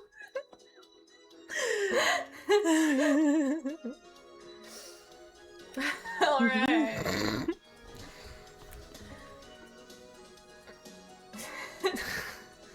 We're talking about our rare pair. Yeah. You know, people, because the new Tomodachi Life game came out. It actually happened in our other game. Maybe because they're Our like the original- only straight ship that we have. Other people were like, "Man, I'm a man. I want to date Francisca." And it's Oh, like, yeah. no, that's not gonna happen, buddy. Or like Edgeworth. Yeah, they're like our only straight ship. I feel like Kristoff is one of the characters that like everyone is like, this is a gay man, and I disagree. he's a little fruity, but I think he's straight. He's a little fruity and more of a It's a presentation. more than, gender presentation. As a straight male cross-dresser myself, I like it. I like it when straight men are put on a little 40s nail housewife polish. dress. Oh, a little yeah. nail polish. The nail polish is canonical. The housewife dress is not. He would be a great fucking drag queen, man. He would love that. But instead, he's a lawyer, and now he's in jail. Yeah. And Clavier gets to do all the all the gender stuff. except I'm not straight. My boy Clavier. I know. All the characters. I love all the characters in this case so much. Yeah, all the I've been characters so in this excited for game are this. so good, and they are so good together. Yeah. I love the second trilogy. Yeah. And I love this game so much, and I love this case so much. I love these characters so much. I'm so happy that we get to do this, and I had so much fun. I think the first game of any of the first Phoenix Wright Ace Attorney game is always gonna be my favorite. But this is my second favorite. I think. Yeah, you know, this is probably my second favorite too, but Spirit of Justice is my favorite. And like favorites are a thing that I don't often have, but like when it's something where there's not a ton of options and I like one way more than most people, That's my favorite. that's my favorite. And it's Just despite all the people who don't like it, that's the best one, actually. it's not the best one. It's my favorite. Also, Kristoff's girlfriend that he gets in Kurain is Amara, by the way. Just I love the drama. it's But also, so... I think they would get along. yeah. Yeah. Anyway, That's it. That I'm we gonna did miss it. Kristoff. Yeah. In the rest of the game. I know. And then he's gone forever from the trilogy as well. Yeah. It's so sad. But I get to do Clavier. I know. We get to meet Clavier. I gotta make a little like animatic image or something with him with Princess Emily. Oh my god. That's my favorite thing. Oh ever. my god. If you haven't seen Very Important People, Princess Emily, It's the very first episode. it's very good, and it's also very Clavier, like so much. Like all the way. I love a LaCroix. Jesus fucking Christ. And the pygmy monkeys. The pygmy monkeys. You just gotta watch that. That's always how I feel with like the I love a LaCroix. Jesus fucking Christ. It's just I feel like it's such Clavier energy of being like kind of chill and then one thing and it's like I'm gonna kill you now. Which is not generally how he is, but it's the Turnabout Serenade grumpy boy. Yeah. My boy. Yeah. Anyway. We did it. We did it! Okay. We should Bye! probably, yeah. I don't know if anyone's still here, but it's fine. We will be back. Oh yeah, we gotta. Yeah. When is the next case? It's in June. Turnabout Corner. It's in is June. I think it might be yeah. June 15th, but I really don't know. I'll look it up real quick. Turnabout Corner.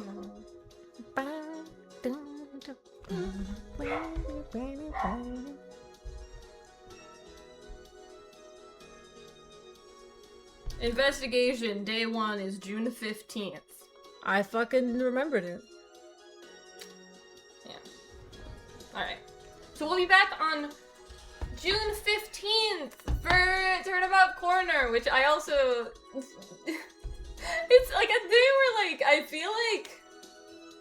Yeah, people This don't like that game- case. This game, I feel like there's not really any of the cases in it where I'm like, oh, that's such a good case, except this one's a pretty good case. Right. But, like, it's just so fun. I love all the characters. And they're all in the whole game. And so... Yeah, Turnabout Serenade is pretty bad, like, objectively. Turnabout Corner, I like it. Yeah, I think Corner's not it's a bad pretty case. good. It's yeah. got the panties People- thing. Right. Yeah, I guess maybe that's part of why people don't like it. Yeah. And I get that. Right. But it's good. It's It's- overall. it's pretty good. I like it. Yeah. Anyway. So we'll be back June 15th. 3 p.m. Pacific time. You be there, or I'll kill you personally. I'll find you. Am I allowed? I'm gonna get TOS. Yeah, I don't know. Christoph will... Kristoff will find you and give you a little kiss. Yeah. Christoph, give somebody a little kiss. Of me? Yes. Right now? Yes.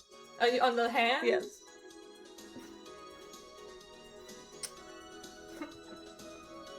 Oh my.